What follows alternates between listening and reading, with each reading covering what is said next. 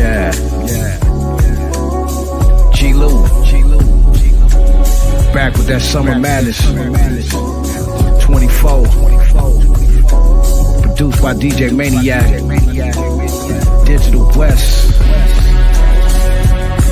Yeah. We back cracking.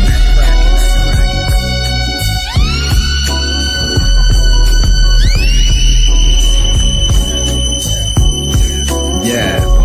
I like to welcome everybody to the G-Lou Show. Summer Madness, blasting 2024. Back to give you something you can ride and sip to.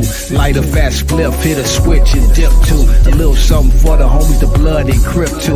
And if you on the blade, this is something to pimp to. Cold micheladas, carne asadas and oldies. Bumping that new G-Lou with the homies. Summertime madness, everybody's active. Homegirls in they booty shorts, homies in they khakis. Dressed to impress, silk shirts and valleys. The big homie stepped out in his Stacey Adams. Shout out to the captains, all the ones who make it happen. If I ain't in the streets, I'm in the studio rapping. Never one for capping, I'ma keep the shit cracking. G-Lou Maniac coming back with the Summertime Madness. Yeah. Summer Madness. G-Lou. DJ Maniac. And I feel like sometimes I cry, 'cause I feel so good to be alive. And there's not a doubt inside my mind that you're still here, right here by my side. Once upon a rhyme, I had a girl was so divine. She rocked my world and stole my mind. I guess it's true that love is blind, 'cause in my eyes I couldn't find in a moment or the time that her love would soon decline. No more trust, no more trying. Always argue with it, fighting and lying and more divided. I'm yelling, I get excited. She yelling, we never quiet. Always ending in a riot, despite that we never tried to listen to the other person's part of the fucking side. It was all just a facade, no logic ever applied. The object of her desire was something I could admire. True, she blew my Oscar Mayer in a way that made me tired. Erupted like a volcano, got me blowing out this fire. How the fuck am I gon' say no? She exposing all her privates. Her body was built and stable, and the engine had low miles. Yeah, it looked clean from the beginning, that's why I had to buy it. But little did I know that her addition was a minus. How many countless times we tried this? I'm shouting, trying to write this, recounting all of the mountains of tantrums that you provided. And we still both undecided which one is being deprived. And yet we both need an apology, but it's eating us inside. See, it's greediness and pride in a meeting of the minds. Got you feeling for a high. Fuck a needle, grab the pipe, dabbing light. Lavish nights for the vibe, grab the mic and reflect them low times when I go and take flight. When I got back from Showtime, it was love at same sight. We forget those old times and go and make nice. Girl, I miss them home fries, steak and white rice. Asian fried, Cajun fried, changing my life. Yeah, real facts though, she really changed my life, son.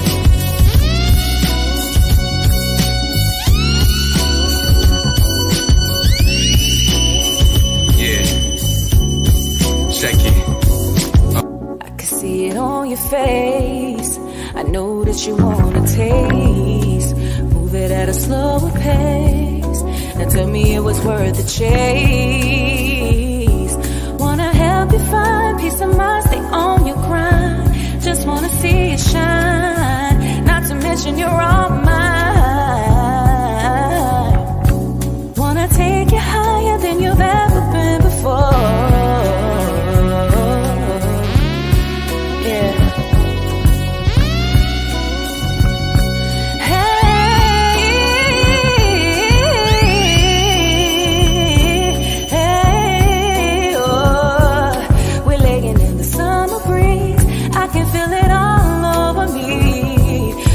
Touching me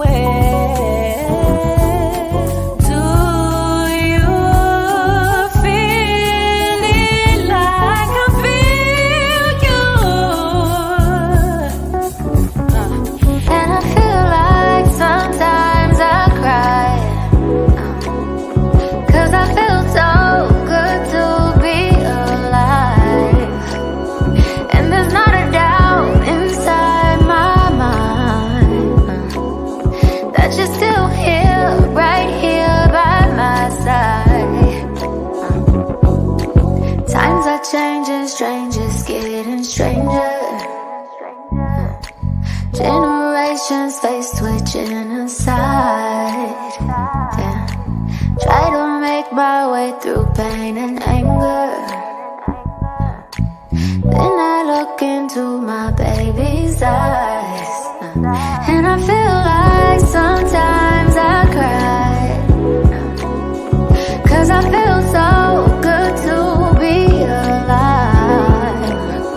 When I fall in line with my divine, I can see inside the sun shines more. Yeah, I'll take some break with my sunshine. Now let me tell you to get down, I think you better sit down. She kept telling me how come though the outcome was a big frown. She trying to change the album like she don't like how the shit sound. To keep it 100, she could see me running like Chris Brown. I interrupted the big corruption for missing something. Forgot a damn name, shit, knew I was missing something. Was at a dinner function when it came for introductions. Didn't know what to say, so I just called her my little munchkin. She started huffing, puffing, turning all buff and tuffing. She started budging, shoving, creating a bunch of ruckus. I grabbed the lunch and chucked it. She threw a punch, I ducked it. Guess you could say she couldn't fade hair if she cut it. But no, she didn't make the cut, didn't fade me up, didn't change it up. Try to go searching for a different flavor, what? Not a replacement. I'll be in Eric Foreman's basement in the circle, doopy chasing purple clouds, fumigation.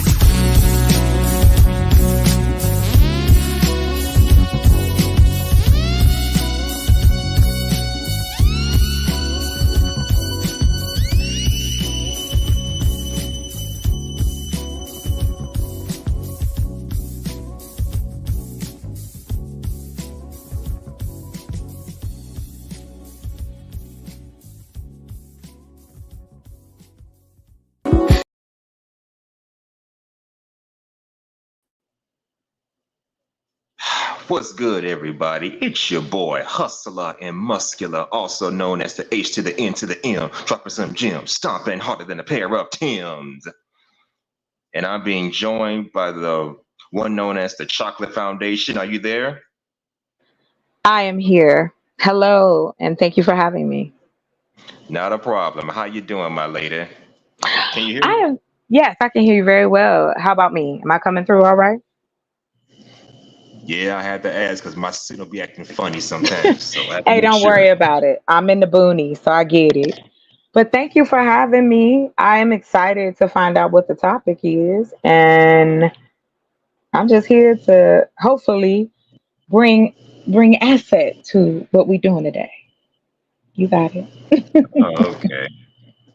Well, actually, this is a late night summer open panel session. So hey, Nice.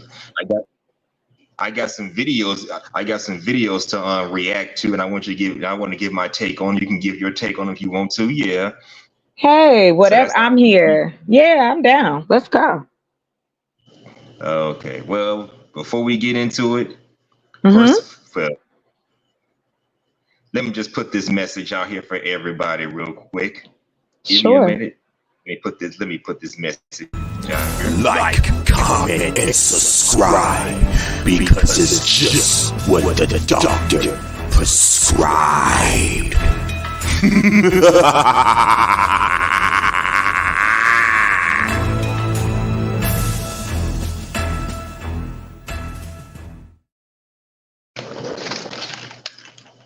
That is awesome. Is that you? That's you. You did that? Yep, I made that. That is so cool. Are you into like horror flicks and stuff too? Yep. I've always been a horror buff. Oh, yes, me too. I love horror movies. Okay. That's why I asked you because of the way you did it. All right. Now, for those, Mhm. hold on. We got Okay, someone. go ahead. Oh, look, salute, Centacle, unpredictable, always at your pentacle. So I got one Hello. for everybody out there listening in the clouds and people on the show that chose to join me. I just got one final The question. question is, are you ready? And now, for the thousands in attendance and the millions watching around the world. Ladies and gentlemen, let's get ready to rumble!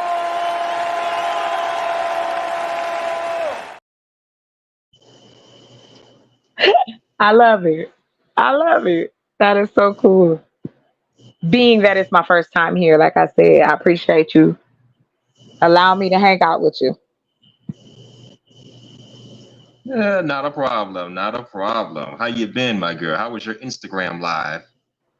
Oh, it was great. And Talk TV came back up, and then um y'all came up, the other gentleman, and we just were talking. It was funny and we had a good time. The people in the audience had a good time, and that's all I wanted. I think, we deal with enough shenanigans on a day to day outside, this world and out, in internal as far as the internet is concerned. But people still people, and they like to feel like they're a part of the conversation, and as well just talking about things that are really going on and just letting it flow and having a good time. And it was so hilarious because they was making me laugh so hard my face hurt. So yeah, yeah, yeah, yeah. Thank you for asking. And you came over there too. Listen, it got real interested after you left.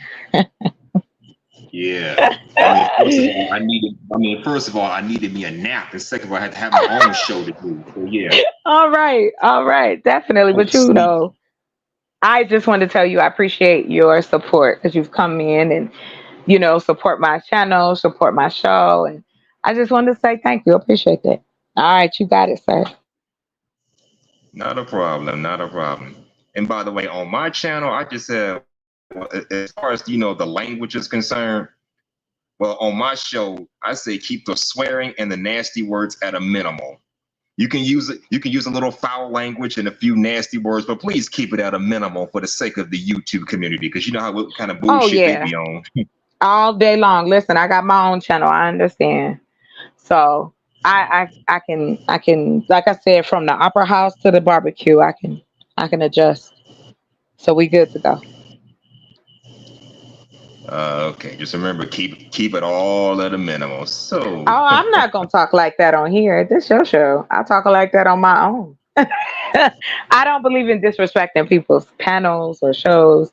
I'm here. You invited me, so I'm gonna be on my best behavior. There you go. yeah, it's all good. But I would say no swearing, but I got a mouth on me too. So knowing me, if somebody come up and know the fuck out of me, I'm liable to cuss up a storm. So I can't count on Oh, okay. I like the honesty. Damn, I was ready. Okay, go ahead. You got it. that. I'm liable to say something out of pocket if someone come up and talking BS. And plus, if you see me on other people's panels, you know. Those y'all Oh wow. Oh wow, that's so funny. Oh, the cynical one. Yeah, they like horror flicks too. Yeah, we need to do that. Like that would be fun. Like you could do that on Zoom, like where you could show a movie and like I said, I think of course that's all being inside and learning about and then using technology as a way to express certain things. Yeah, we should create things and spaces for people to do what they love. So this your show, you got it. I'm here when you're ready. All right. Thoughts after he was buzzing. I couldn't fade it. Why the hell should I jib? Got the crib. I can't go out like that. That ain't my type. Oh, good to know. Good to know. Let me see if anybody else is in there. Okay, Cynical One says, I feel you. Thanks for stopping by, Cynical. She's one of my top tier supporters. That's awesome. Yeah, I've been. Well, my first live stream was damn near a year ago, but it was just taken off, so it wasn't at the best of quality. So yeah, you gotta Yeah, I start got somewhere, you. right? Yes, you do. It all starts. It's like one step and one foot in front of the other. And then you'll look up and it's like you said, it's a year later. Like I said, I've had my YouTube channel now for, well, as a creator, it's been like 2 years, 8 months. But I've been on YouTube as a watcher since 2015, 2014, somewhere in there. Yep, same with me. This Hustler and Muska Monica been around since 2016, but I didn't start doing hopping on panels until like 2020, between 2020 and 2021. Yeah, I think that's a lot of people did because I mean, what else was there to do? You couldn't go out and socialize, so we turn this into another form of socialization. That's all. Yeah, it makes sense to me. And well, we have Zoom, but that's basically for important meetings.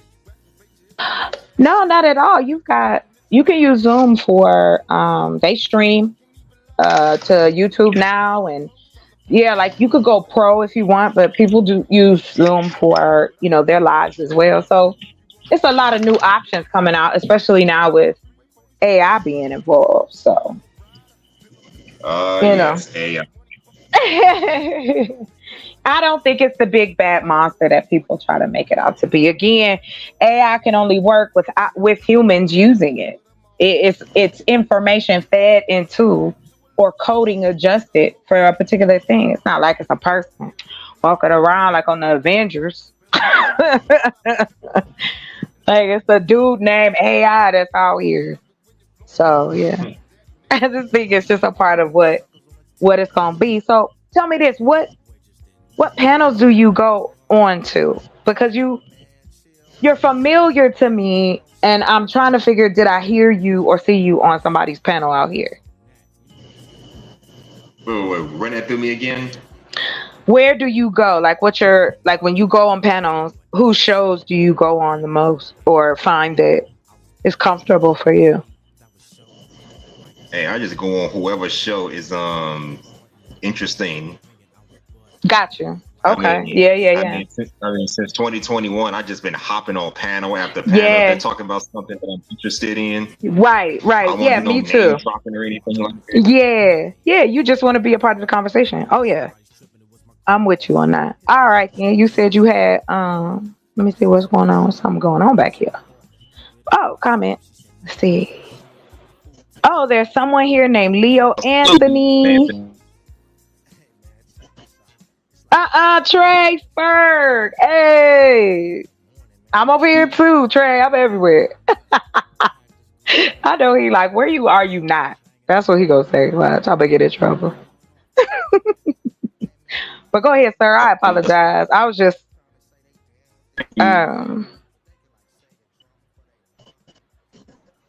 you breaking up a little bit. Can you hear me okay? Oh. It sounds like you Borging just a little bit. Okay. Oh, I can hear you, but it sounds like you are either inside of a cave or underwater.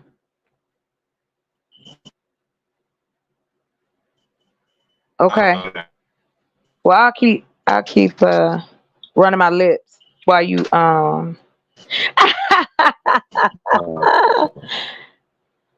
leave me alone, Trey. That's what you gotta do, right? You gotta be with the people.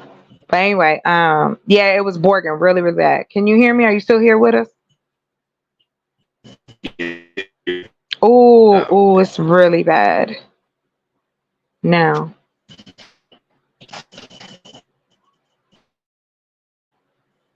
So I hope everybody doing well tonight. The gentleman has some technical issues. He's trying to work it out. I'm gonna try to hang out. Can everybody hear me now? Yay, he's back. All right, now you got it, sir. Oh, okay.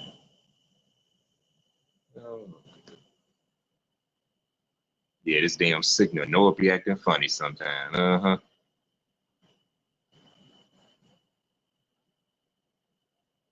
But first, let me say salute to Trey Fur for stopping in, and salute to you, Leo Anthony, for stopping by. I'll drop the link soon, so anybody else want to come up, they can come up, and let's just chill out tonight, have good conversations, and get to know this lovely. I'm joined by the lovely Chocolate Fountain. Oh no, he left. But I believe he's gonna be back. So thank you for having me. This is my first time being on Hustler and Muscular show. Hey, back. Yay. Like I said, I hold you down. Go ahead, sir. You here? I'm back. Yay, he back. Go ahead, sir. Okay. Yeah, salute to Trey Fur. Yeah. He said, yes, you all. I guess you were talking about me Borgin earlier. No, he was talking about me because I said I knew he Oh, was so gonna you know say Trey Ferg. Okay. yes. That's what I was saying. I know your voice, and I don't know you've been on Trey Ferg's show, I or didn't know that's what I Trey was Ferg had asking. his own channel. Now, me You and Trey didn't? Ferg been on Miss Dee Dee Woods' panel many times. He be Okay, dropping some that's gems. yeah. So I've heard your voice. That's why I was trying to remember, like I could place it, and so yeah, it's probably been one of the circles I go to, and I just be in the clouds. I be just listening. Well, that's funny because I never seen you pop up in the chat. I've been rocking with Dee Dee Woods Uh for damn near a year now. I never seen you on oh in no, the chat or I've anything. never. No. I'm saying I've never been to her channel or who's on D. Yeah, I've never been there. So it could be. It's gonna come to me. I know I've heard you before. But anyway, you're not bored again. Don't want to waste no time. Go ahead, do what you gotta do. Okay, just want to salute the people that came in. I already say a salute to Leo Anthony and Trey Fur. Thanks for stopping by. Well, Trey know who I am. Like I said, we was on DD. We be on DD Woods panel. He be dropping gems. He's like the father figure I wish I had. The long distance father figure. Oh wow. Okay, and Yeah, you said man. his name. You gotta drop me his link. I'd like to check him out. I don't think my mods are even in the building, but okay. All right. Well, I do have one video I want you to give your opinion on. Hold on a second. Let me get it. All right.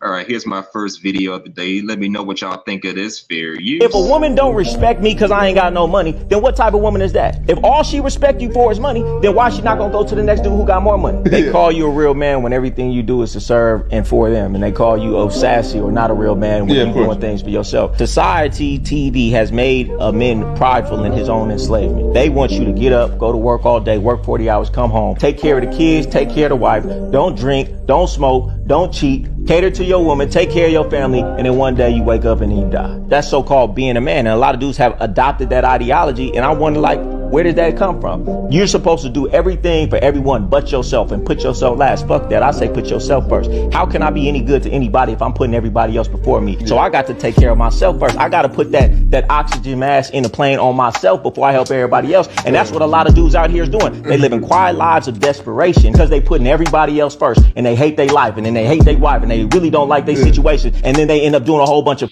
shit. You should take care of yourself. Well, any thoughts? Very interesting. So I do agree with him on the fact that yes, you have to take care of yourself. Being that I was a person that was in that position, I'm not a man. However, I did protect and provide for my family. And yes, you will get caught up in taking care of everybody else and making sure everybody else is good until, you know what I mean? You drop up out of here. You know what I'm saying? But I will tell you that out of everything he said, I was agreeing. But when he was talking about if a woman only respects you for your money, what kind of woman is that? Well, I feel like that's Gold digger. unfair. No, I'm gonna have to disagree. And the reason I say that is because men lead with money. If all that's you a want to problem. do for me, yeah, they lead with their money and they lead with their dick, and then expect us to then go, oh well, I'm gonna look past all of that. Then if we do date the dude that ain't got no money or he ain't got everything together, now it's the Pookies and Ray Rays, or I've heard Dollar General store dudes, and just or all this kind of vitriol when it comes to that. However, you need money to survive. And see, if we were going to, when we take these sound bites of what people are saying, stop making black women or women in general the villains because we want y'all to be financially stable. You want us to be okay, so why am I wrong? Because I don't think anybody respects you for your money. I think what it is what you do with your money. Exactly. And again, you know, there were men, they always ask where did this come from? it again is a religious blanket underneath all of this. That's where men got this from. That a good man is supposed to protect and provide, and you ain't supposed to do nothing else, drink, smoke. But then behind closed doors, you've got men popping off, being mean to their kids, cheating, doing all kinds of stuff, taking themselves out of here. Like, I guess that's the thing. Like, stop making it be about us as the women when you want us to be in that role. If you're a provider, wouldn't that mean you have money to provide so that we have a home and food and lights and shit? Like, it doesn't make sense to me. And there you go. That's my opinion on that. Yeah, I understand what you're saying, but I think the problem we have is when women tend to prioritize, how much money a man makes over his actual character. I think that's what the man was getting at. Yeah, I got to do this, that, and the third, but at the same time, you don't bring a damn thing to the table outside of your looks. I'm up here doing this, that, and the third, but you can't cooperate. You can't get on my program and stuff like that because, yeah, she'll get with a man that's probably financially stable, but he's just a convenience while dealing with the men who don't have much of anything going. I mean, I get what you're saying. You want a man to be financially stable. We get that. But if if money is the priority for you and that's going to be of course. I have that problem too, That's the first thing that's going to come to my mind. You want me because I got money. Right. I will tell you this, though. On the other side of that coin, which I understand that part. But then they don't want us to be too independent. What if I tell you I don't need your money and I don't want it? I just want you. Now, if you decide to give me a gift or buy me something, that's on you. But am I looking for you to come and take care of all of my needs? No. And there's, like I say, on everywhere, that's a segment of women that exists. And I always wonder too, when men say shit like this, what are the type of women physically? Because you don't know she a gold digger until you get her in your life. You feel me? Like, it's not where there's somebody got a sign on their body saying I'm a gold digger. My thing is this: men in this society, from the start of, I will go only far back as the industrial age, men have always led with their money and power, and women were to be beautiful and set on the side. That's where this shit comes from. We copying what we were taught in this society.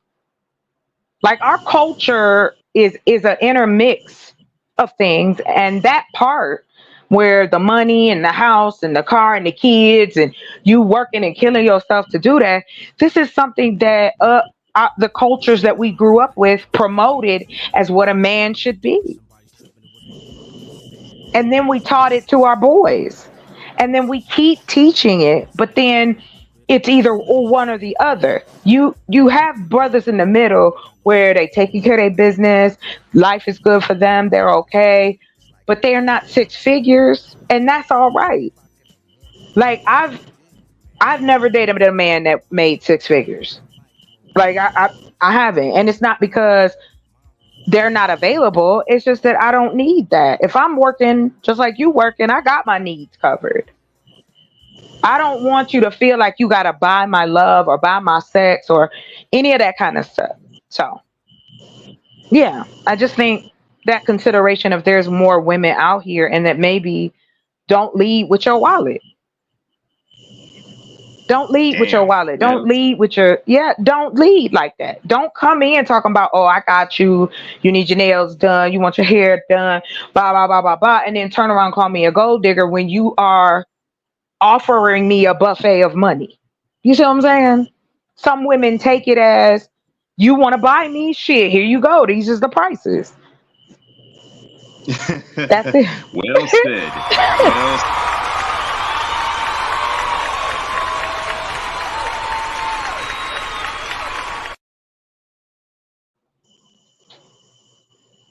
Like I was saying on the other channel, and thank you very much for that and giving me the opportunity to share that.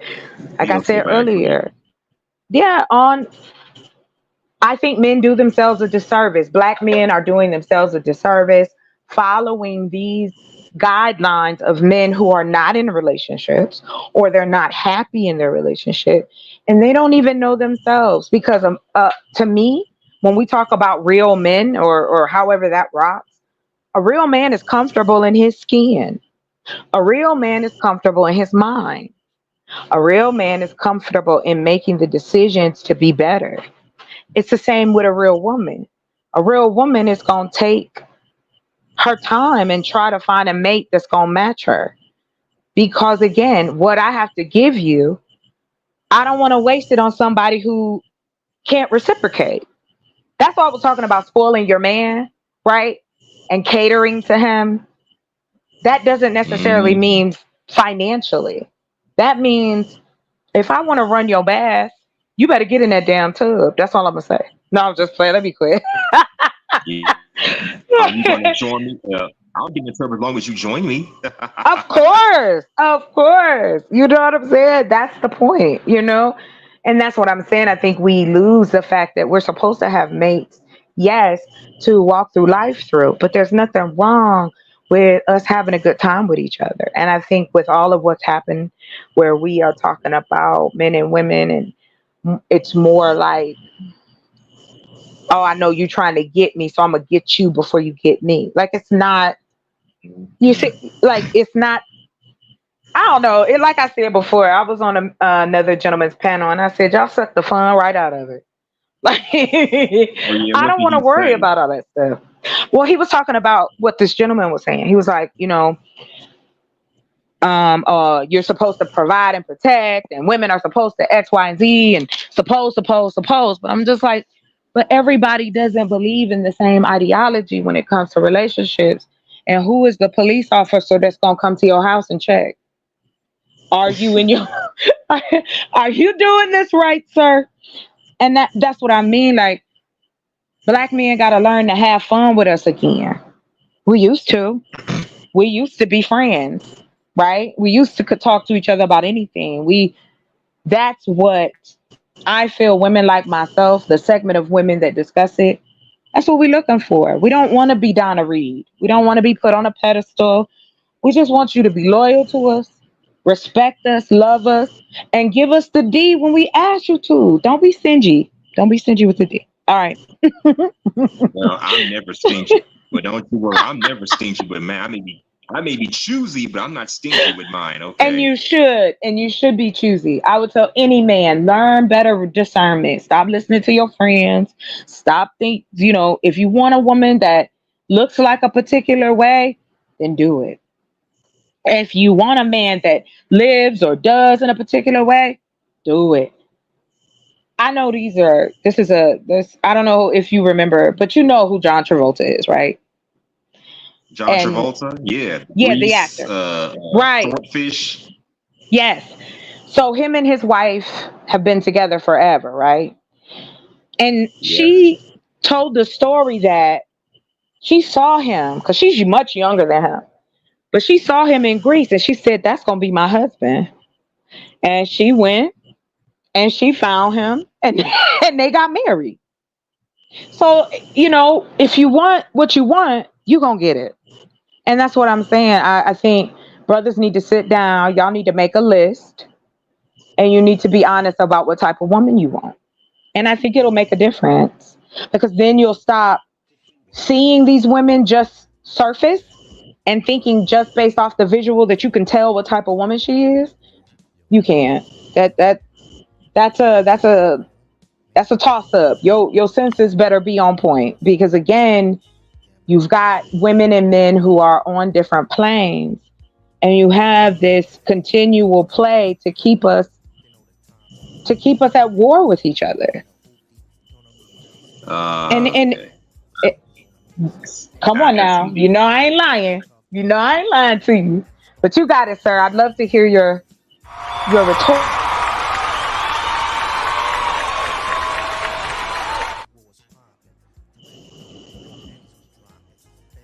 Didn't mean to interrupt you, but I have to throw that in there because that was deep. Now, this is why I tell any men, stop leading with your damn wallets. I mean, seriously, if money is the only thing you have to offer a woman, then that says more about you and less about yourself. Because I remember feeling like that at one point. But you know, I can't put all the blame on. That's why I blame the men. Men need to stop going out here thinking that every woman is a gold digger, every woman just out for that bag, yada yada yada, whatever the fuck these young folks saying nowadays. Stop thinking that. Please stop thinking that. But Because you know not every what? woman, not Yeah, every go female ahead. is out here trying to get a bag out of you. Right. Absolutely. All Absolutely. it's like I was talking to, I was saying, I was like, I chose to live in the boonies. I chose to buy property, buy land, and want to live on it, right? So if I met a guy who was like, well, I'm all about the city, I love this, and this, I would never force a person to say, well, if you love me, you go come. No, because if it's not honest and it's true, then I don't want you to be out here with me.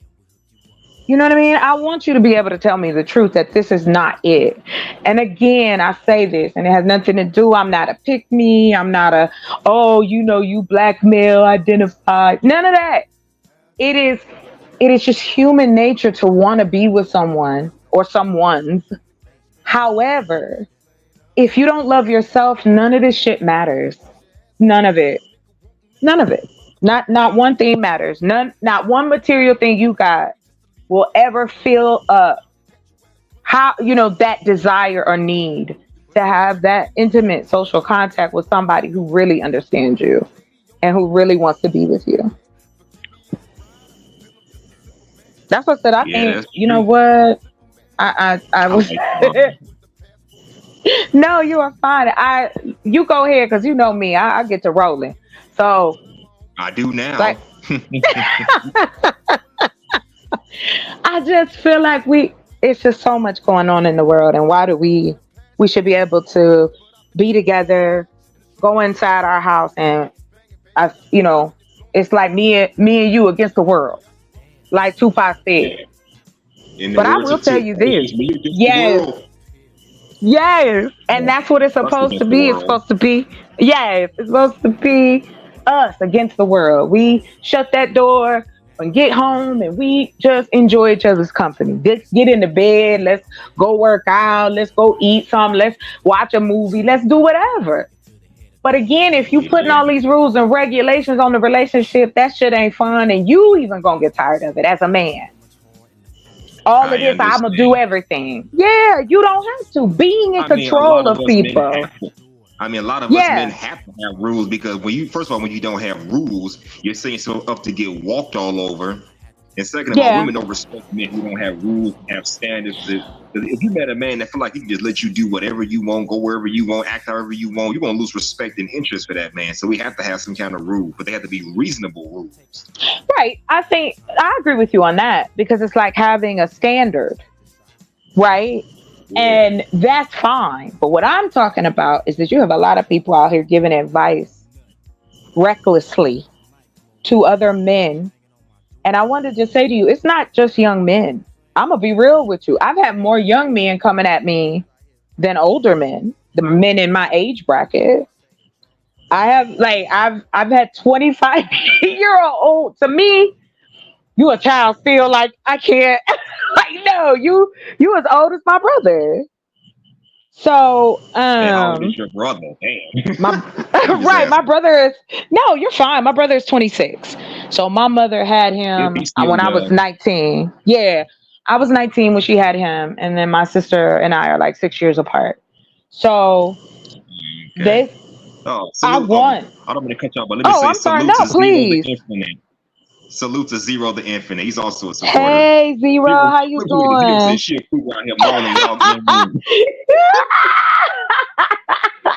I promise.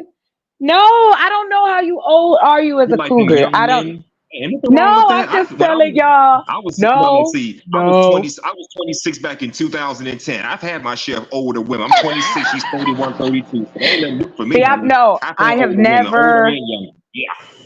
I've never been with a man that much younger than me. I've always dated older than me, like 6. My max is 10 years. Never had a younger man in your life? Not on a romantic level. No. When I was my girl. I'm What? sorry, but I'm calling Cap. Double. I'm feeling James. I'm gonna call double. Okay. Double How Cap. you gonna Stop the cap right now. Stop the cap. No bullshit, bro. C-A-P. Cap. know what? You know what? Okay. I have not. I'm telling the truth. Let me put the listen. I'll take the lie detector test. I'm telling. Honestly, I'm telling you. I've never been with anybody since I got into my as I got older, and it wasn't because there's not any that's attractive or any that haven't like come to me as a they cool or whatever. However, for me, I'm really that to me is more. I'm not saying they can't be mature, but for me, that's more of a sexual thing where I think we've been fetishized by young men and older men too, like MILFs and all of that stuff. All older women ain't trying to throw it on no young man, okay? I never said that, honestly. I'm just saying. I know you didn't say that. Zero. You said Why? young men were Okay, breaking but that tell back. me.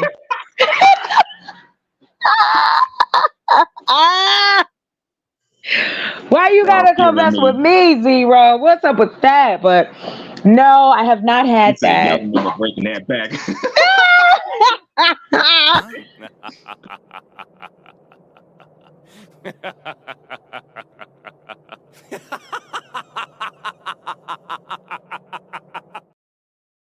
It is not you pulled out. What was that? Dragon Ball Z? Yeah. That Dragon. Yes. Oh Lord. But listen, why is it Cap? Tell me why you call Hey, Cap on that. I'm sorry. And I'm not saying you're completely. You may be telling the truth, but I'm just talking. But maybe we're talking from our experience. Because, like I said, I was 26, around your brother age, dealing with women older than myself. 20. I'm talking 31, 32-year-olds. Yes, my mother damn near told my 40. brother. Yeah, my mother told my brother, old women give you worms. So What? that's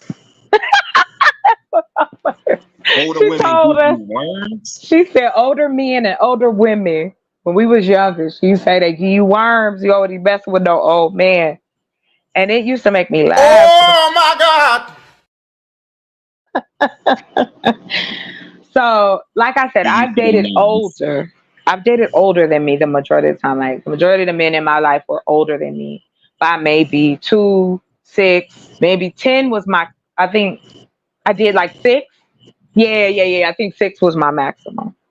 Because I want somebody that understands my generation. You know what I mean? My era of living, my music. I want them to have those similar things in common. And like I said, for me as an older woman, I guess I'm not saying you can't be with an older woman, but I will say that I don't contribute to that.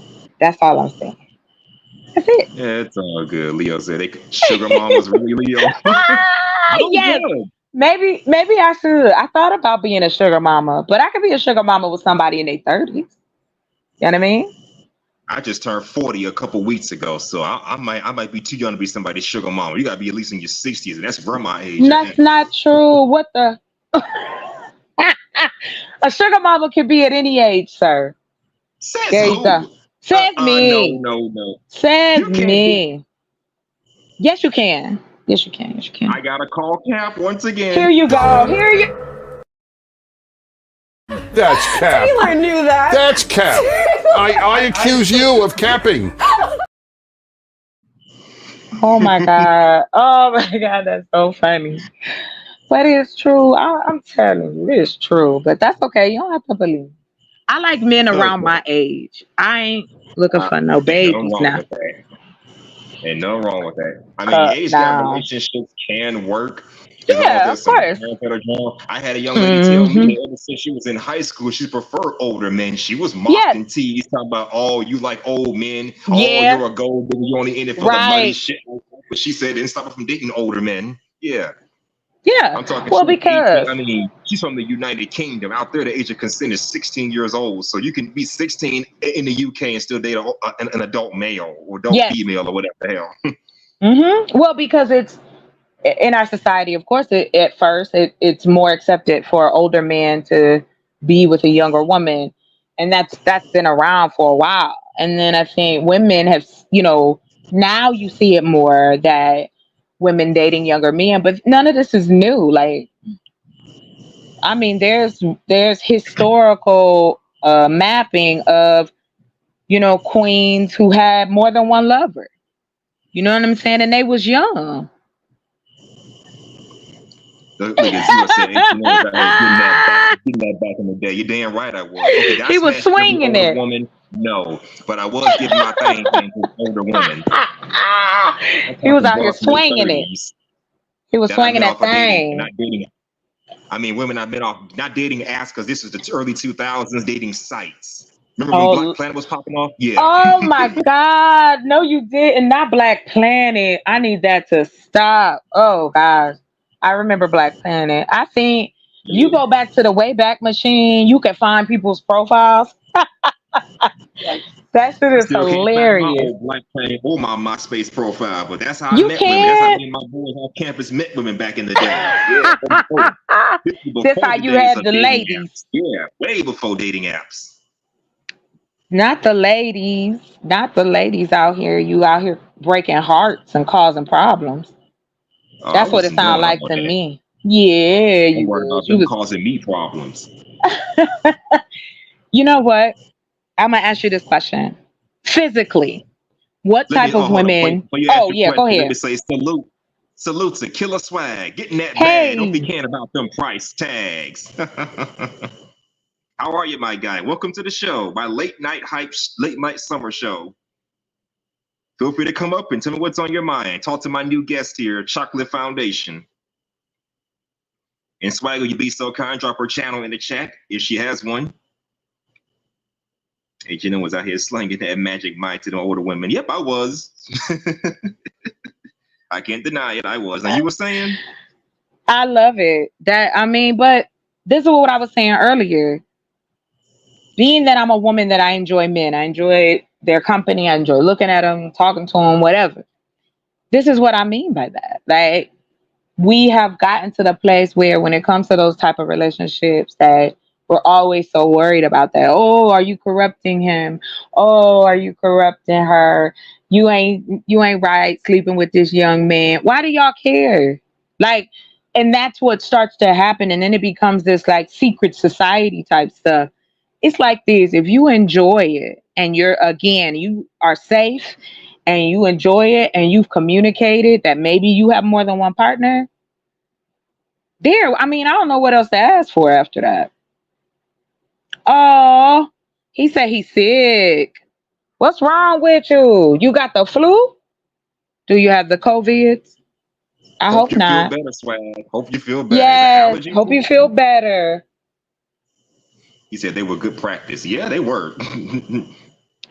But that's what I'm saying. I don't want to be with somebody who don't know that he's scared and don't know what he doing. I don't want to take Oh, nobody's I don't know. Because they back ma- in my they day, back when we was in out, well, I guess Leo Anthony and Zero and Swag contested, but when we were in college, man, we had young guys that more or less knew what they were doing. It's like our game improved as we came out of high school, went to college for some of us Yes. anyway.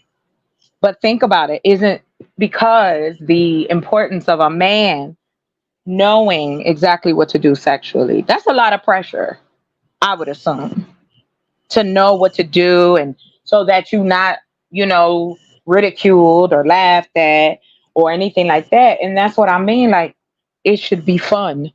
It should be enjoyable for both parties involved. Yeah, it's true.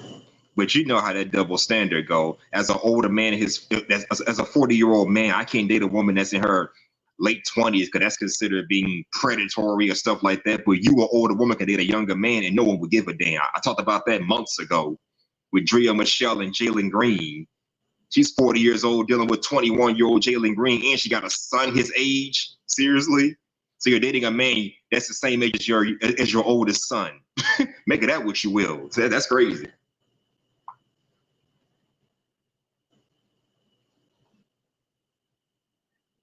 Chocolate, you there?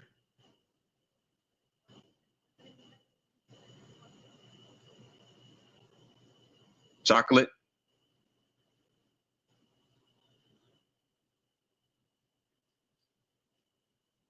Oh, damn. I think her signal went out, but she'll probably.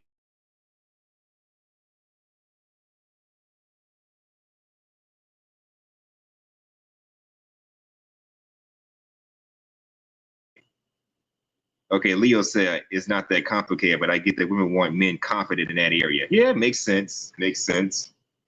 Of course, we have to be confident in that area. And Swag, I don't know what you're sick from, but I hope you feel better. I hope you got enough energy to sit through my show.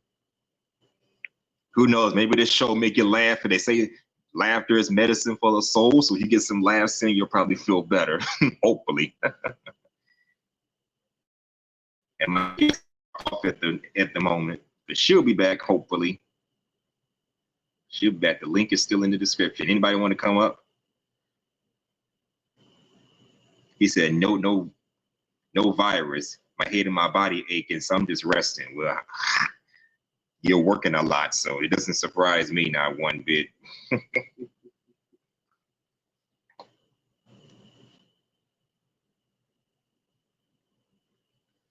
Anyways, how is everybody doing? This is my late night stream, open panel discussion. Anybody want to come up? Feel free to hit the link and let's have a regular discussion. Cause yeah, this is one of them days, or should I say, nights. This beat is like funk, you know what I'm saying? Who put this beat together, man? Yo, that's the DJ Unknown. What? Unknown? I think my guest is gonna come back. Maybe her signal was acting funny because she did kind of tune out for a bit, but we got time to wait. Salute to everybody for stopping by. And Swagger, you be so kind, drop Chocolate Foundation's channel.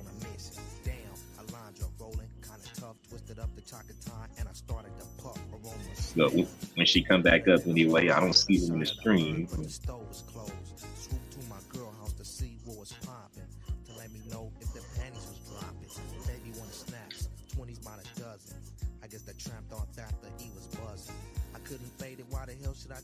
Got the 20 sack of time and I'll head for the crib.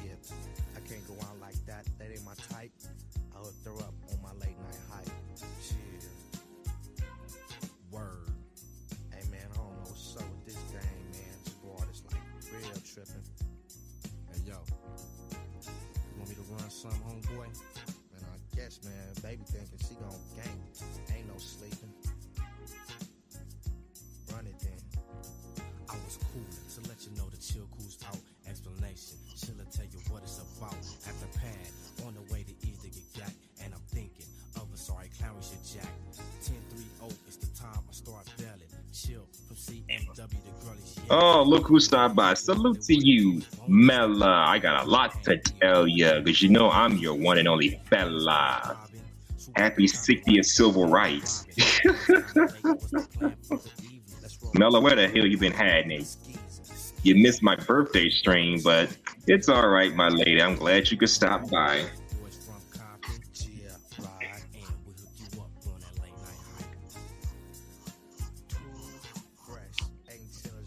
You been on Auntie's Purge like the damn fool again? Yeah, I'm just asking. But anyway, it's a late night stream, the late night summer chill out stream.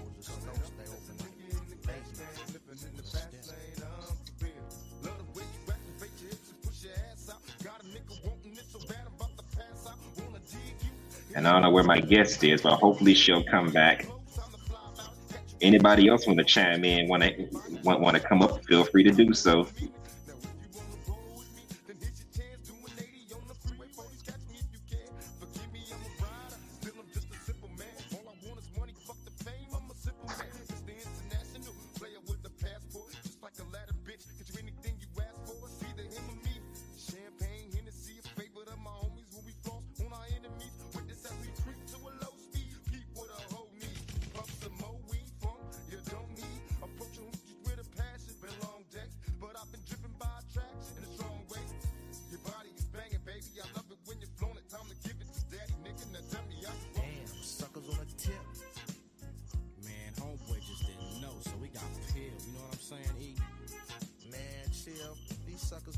Yeah, late night chill out night.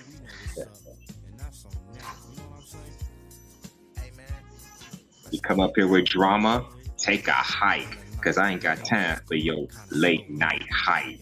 Matter of fact, this is my late night hype. We gonna do this shit right. Because talking to you people out there makes everything feel out of sight. Yeah. Yeah.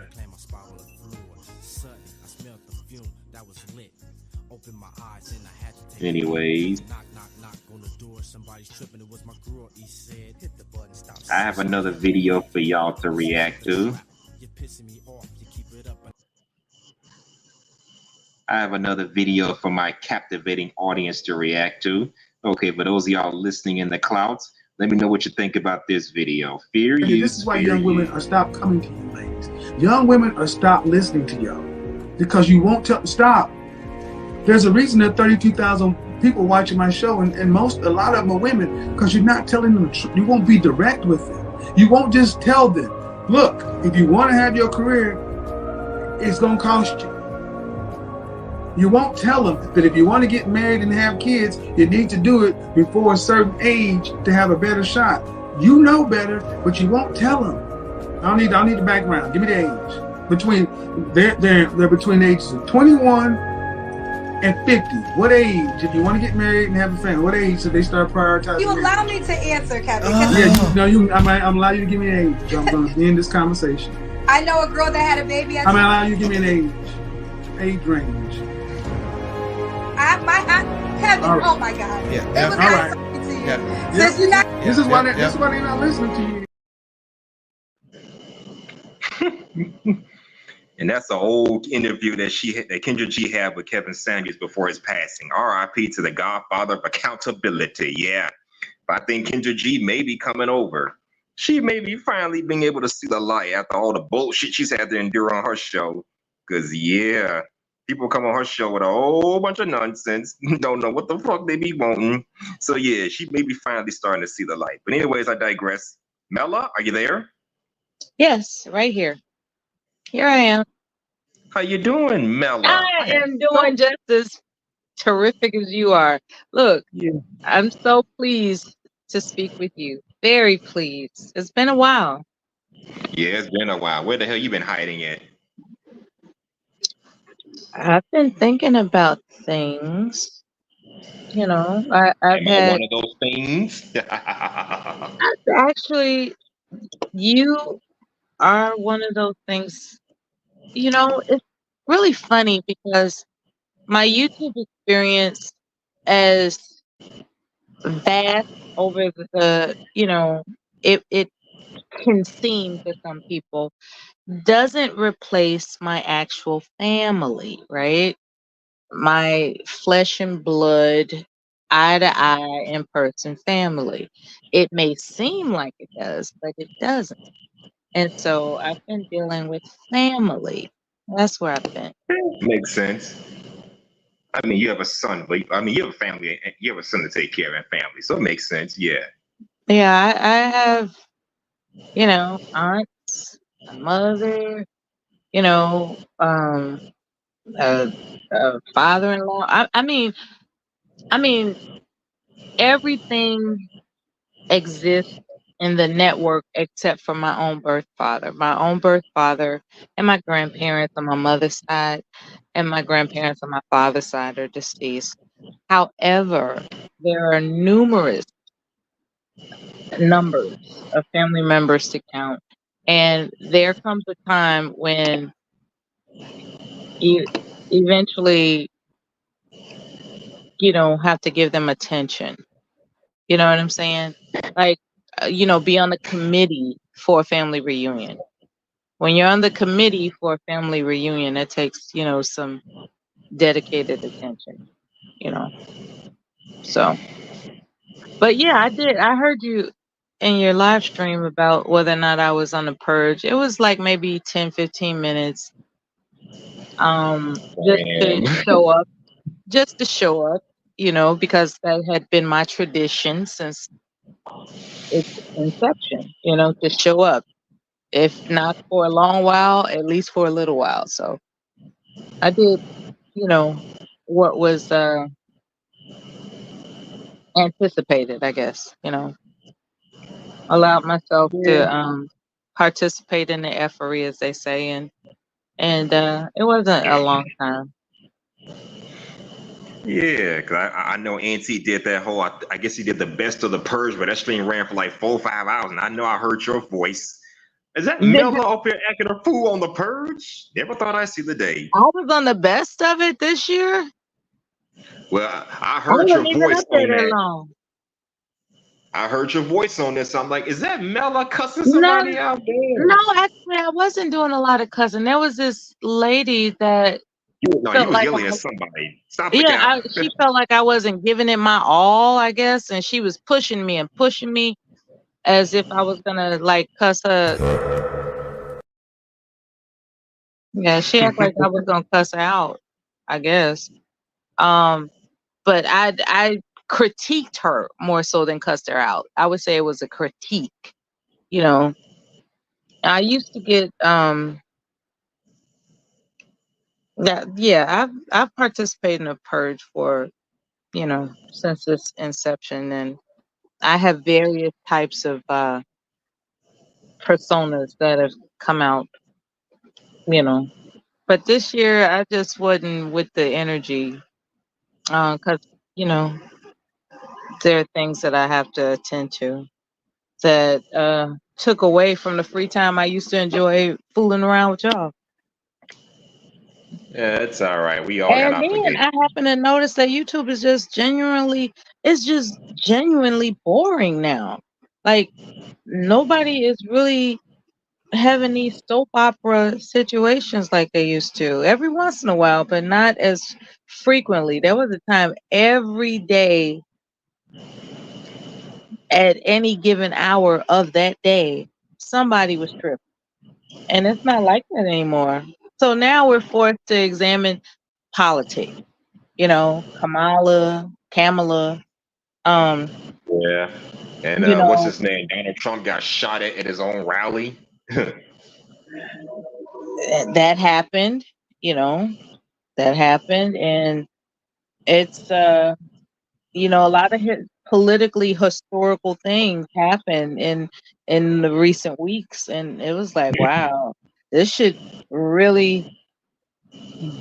will be a lot of stuff to entertain you. Just keeping up with the different news media outlets and their opinions and commentaries about what's coming up in the next 95 days or something like that for the election. Yeah. Kind of like waiting for a championship game. It's really interesting. Leo said too much peace is boring for you. Is that right? I appreciate you, Anthony. Hang in there. You gotta have. Now, too much drama it gets tiresome for me. Yeah, but we're blessed enough to walk away. Yeah, we're blessed enough to walk away from it, and that's a good thing. It's not like we're all living together under one roof.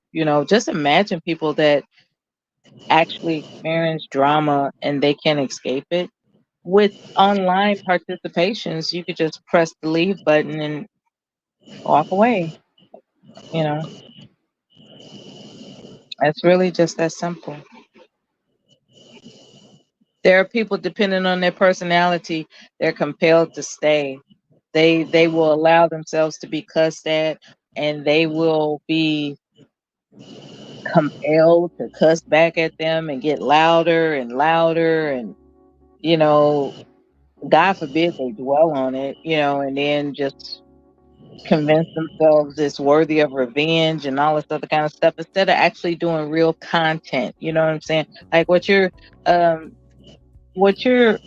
doing can be considered real content, but for the most part, there are people that are trying to react to have men being insulted in the first place, and those were the things that people would tune into, like, oh, somebody got insulted over here, and now they're doing a reaction video over there, so I'm gonna tune into that. And next thing you know, people convince themselves they can make a living off of YouTube based on the numbers that chime in from that.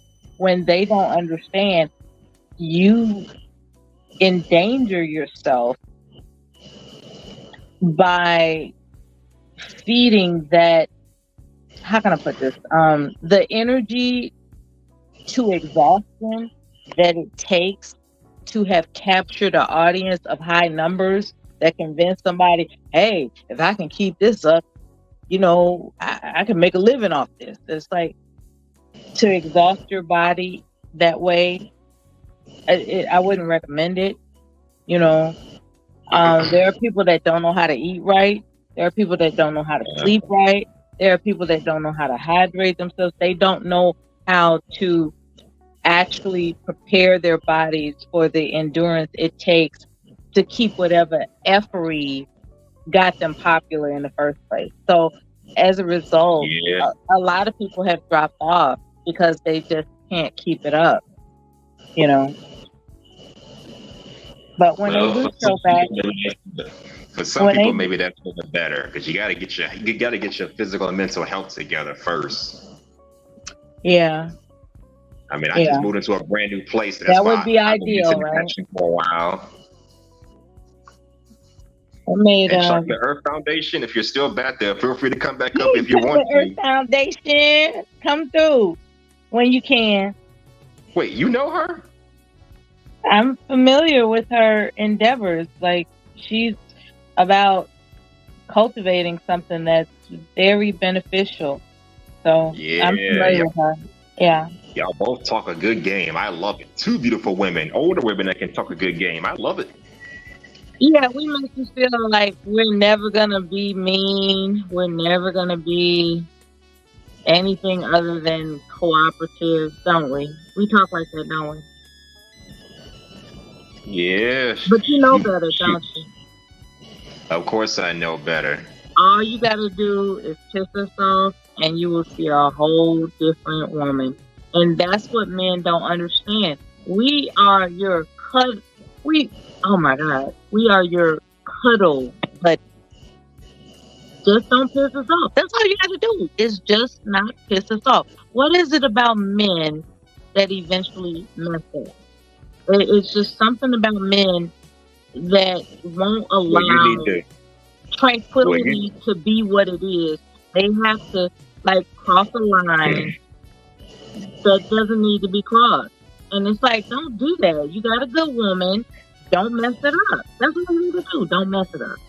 But there's something about men that just love messing stuff up. And then they want to blame women, like, y'all, you know, y'all rough, y'all ruthless, y'all crazy, y'all, you know, all this other kind of critique. It's like, if I remember correctly, men are the ones that mess things up.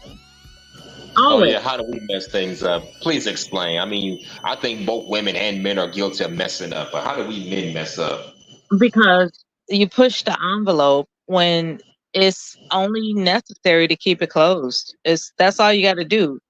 Keep the envelope of chaos closed. That's all you got to do. When you met this nice woman, she is a nice woman, and then you further got to know her. Maybe you went on a road trip and you found out how compatible you are together. Somehow, some way, there was this, you know, these dimensions of compatibility that solidified in your mind. She's the one, right? So you weren't messing up then, but for whatever reason, you know, there's this domestic household that you all have established together, and there's something about being a man, that testosterone, that's like, this is a little too damn tranquil. This is something bad has got to happen, and next thing you know, you're the one, being a man, is gonna make the bad happen. You're gonna intentionally break something. Be like, how did that happen? You're gonna intentionally skip garbage day. Oh, you should have woke me up. You know, it's like there. It's called sabotage, right? There are men, due to their testosterone levels, are not content unless they sabotage something. That is just their nature. That's what men do. It's like, This I is mean, you way can't. too peaceful. This is way too tranquil. This is way too predictable. I gotta fuck some shit up. That's what men do. No. Correction. I think it's the women that are more prone to that kind of behavior. You don't No, see a lot no, of men no, fucking up a relationship just for the hell of it. no, no. We Yes, want they peace do. and Yes, they do. tranquility. Yes, they do. It's They can have mostly a it's happy mostly the home. ladies. They can have Mostly a the ladies happy that want home. chaos. They can have a happy home, and next thing you know, they'll figure out a way to fuck it up. Men do not. Men I'm don't calling appreciate a happy home. They just don't. So, okay. I'm just saying. I'm not saying it's always the women's. Yes, the men do this too, but I hear it mostly on the women's side. Because yeah, you got some men that will fuck up a good thing with a good woman. Don't get me wrong, but usually it's the females that are addicted to all the chaos and want to ruin a good relationship. Well, Oh, he's too that's not boring. a good He's too woman now, nice. isn't He's it? too See, unpredictable. that's the thing. Exactly, Leo That's Anthony. It's not, so. see, He said, that's the "Nah, that's a problem. woman thing." Thank you, There Leo are Anthony.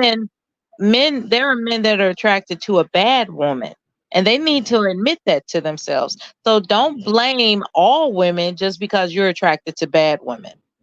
And that's Now, granted, I like a bad chick with a heart of gold. Don't be that bad chick that's out here starting shit with people. But I like a bad girl that knows how to be a good woman, but at the same time got a bit of a sassy attitude and knows how to But those ruffle aren't some a good feathers without being thing. disrespectful. A sassy attitude is not a good thing. It's just something you're attracted to. There's a difference. See, a good woman doesn't have a sassy attitude, right? Oh, And yes, they do. right, okay. If you say so. I mean, I've met some all around good girls who had some little bit of sassiness about them.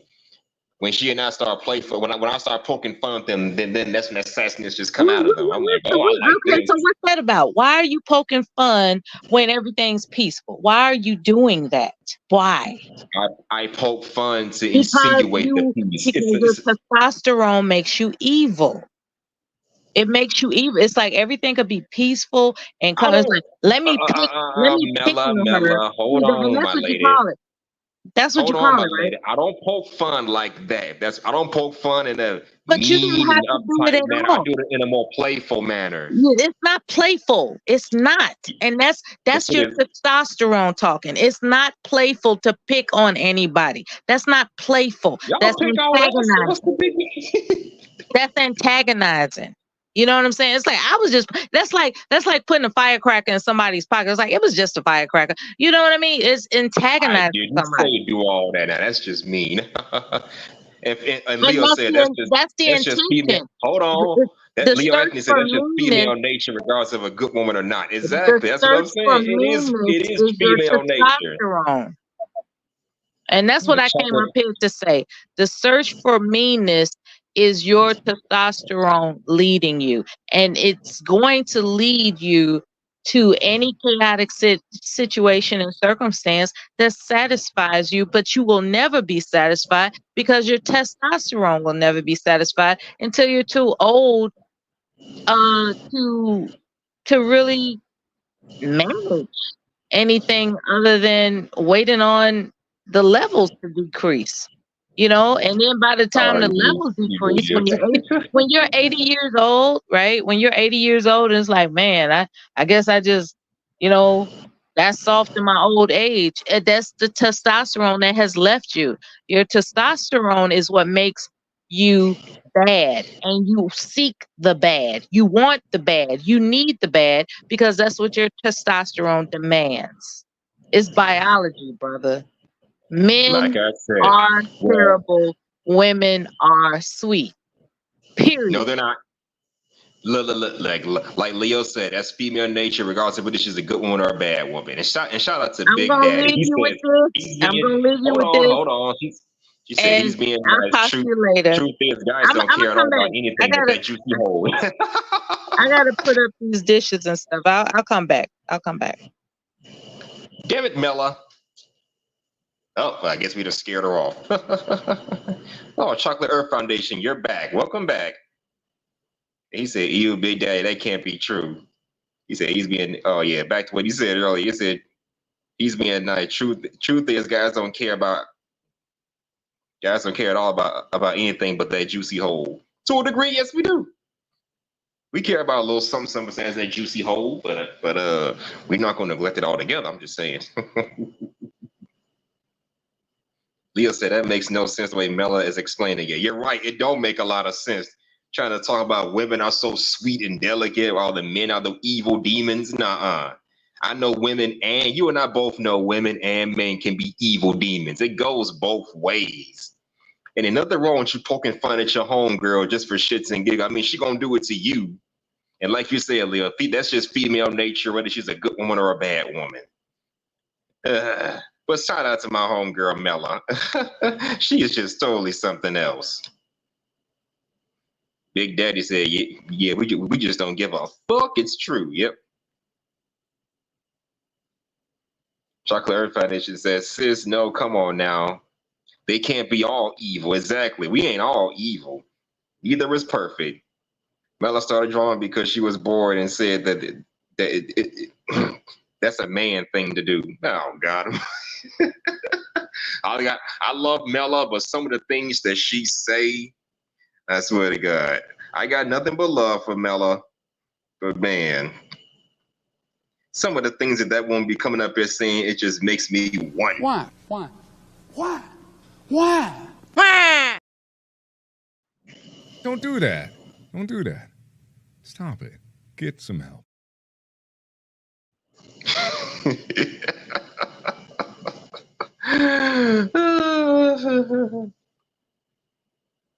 All right, the link is in the description. Anybody want to come up and chill out with me on this wonderful Monday night? Feel free to do so. Yeah.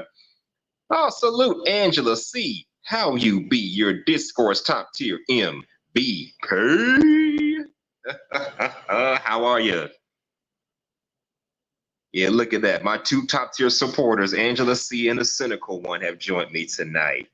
I feel so honored. And not to mention, one half of my inspiration, Killer Swag, is also here. So, my people, what's on your minds? Feel free to tell me what's anything that's on your minds today. Link is open for anybody that want to come up. Hopefully, Chocolate Foundation can come up and grace us with her presence again, because before our phone died, she was really giving us some gems there. But until then, we gonna keep this shit going.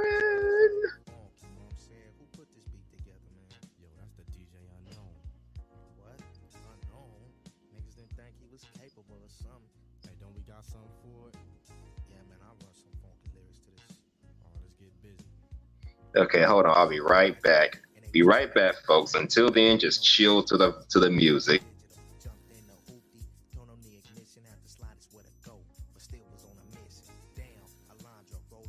Tough, twisted up the chocolate and I started to puff. Aroma smells better than a rose. Needed a shot of the bird, but the stove was closed. Swooped to my girl house to see what was popping, to let me know if the panties was dropping. Baby wanted snaps, 20s by the dozen. I guess that tramp thought that the E was buzzing. I couldn't fade it, why the hell should I jib? Got the 20 sack of time and I'll head for the crib. I can't go out like that, that ain't my type. I hooked her up on my late night hype. Chill. Word. Hey man, I don't know what's up with this game, man. This broad is like real tripping. Hey yo, you want me to run some, homeboy? Man, I guess, man. Baby thinking she gon' gang. Ain't no sleeping. Run it then. I was coolin' to let you know the chill cruise out. Explanation, chillin' tell you what it's about. At the pad, on the way to ease to get got. And I'm thinking of a sorry clown should jack. 10-3-0, it's the time I start belling. Chill from CMW, the girl is yelling. Pay no attention, all they wanna do is bone ya. Step back off the curb, came E around the corner. Music was thumping, head started bobbing. Swooping through Compton like Batman and Robin. It's kinda late, what's the plan for the evening? Let's roll till we find a pack of girls that skeezing. Skeezing, I play the game like a sport. Yo, E, roll out, let me hit the new pole. Boys from Compton, yeah, ride, and we hook you up on that late night hype. Too fresh, ain't chillers back with a funky track. Yeah, you know that. Hey, I got 100 to spend, what's up on some heat? Yo, man, I'm with that. Let's roll down Compton,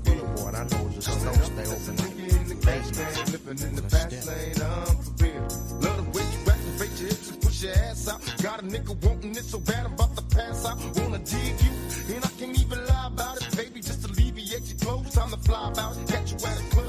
Oh shit, you got me feeling, body talking shit to me, but I can't comprehend the meaning. Now if you wanna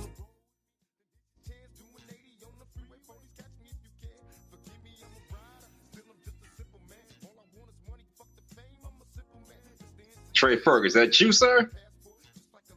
Yes, sir, man. Oh, what's good with you, my guy? What's good with you? Hey, man, listen, I saw you first time I caught one of your lives, man, and just wanted to come over here, man, and, hang out with you, see what you're talking about and listening to and all that good stuff. Yeah. So how you been doing? It's a late night open panel for the late night open panel. What's on your mind? Oh, man, I ain't really got nothing on my mind, man. My life has been beautiful, man. Shit. I ain't out here in these streets. My how life was your is 4th of beautiful. July? Oh, it was beautiful, man. I'm not a really big fireworks guy, so I just watch everybody else light up the sky. I enjoy just watching. I ain't never really been I'm gonna light the fireworks now. I ain't gonna spend $200-300 on no fireworks at all ever. So Nah. I had to pop some fireworks this year. It only cost me like $40.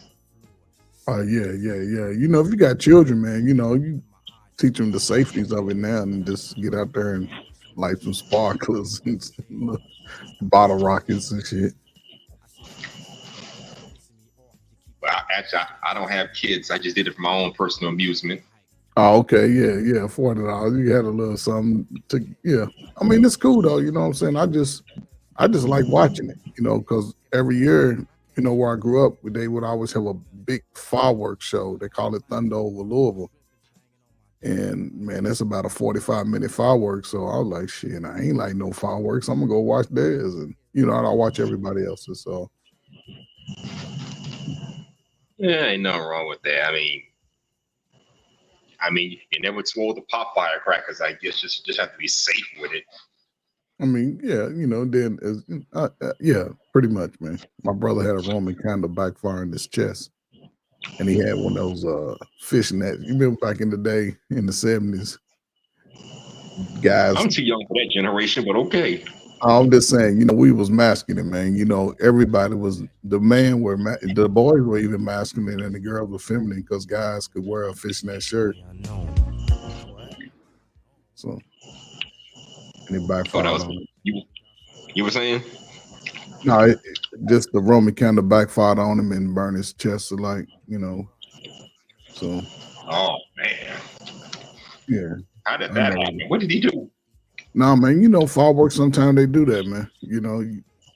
It depends. Like some fireworks didn't get bought this year, and they may go sit on the shelf.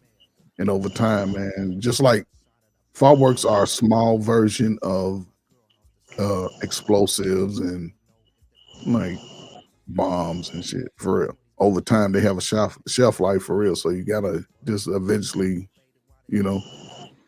let the rounds off, or they could just cause problems, malfunction. That's all it is, a malfunction. Okay, well, I've heard of that kind of stuff happening. That's why you got to be careful with them things. Oh yeah, so like I said, I'm cool with the kids with some sparklers and some little snakes and little bottle rockets, firecrackers, stuff like that. But no. Yeah, good. You could stop by. I think Yeah, Didi, man. I think Didi had a show. What was it, yesterday or the day before or something like that? I think it was yesterday.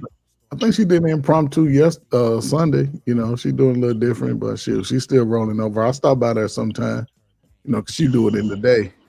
I think I get your notifications when I'm asleep because I'm retired, man. I don't wake up to 3 or 4 in the afternoon most days. Oh, you retired. I got another 20 years before I can retire. I just turned 40 a couple weeks ago. Well, listen, brother, I'm gonna tell you like this, man. You at that right age, man, just put in your work, brother. And stay in shape, man, because when you start getting 40, man, make sure you take your ass to get your checkups, man. Serious, man. I don't care what it is. You feel a fucking twist in your pinky. Let them tell you what's wrong. You know what I'm saying? It's too many. I done lost too many brothers, man. You know. I got a cramp in my left thumb, but that's for lifting all them bags at work. So I don't know about that. Hey, you better go get it checked out.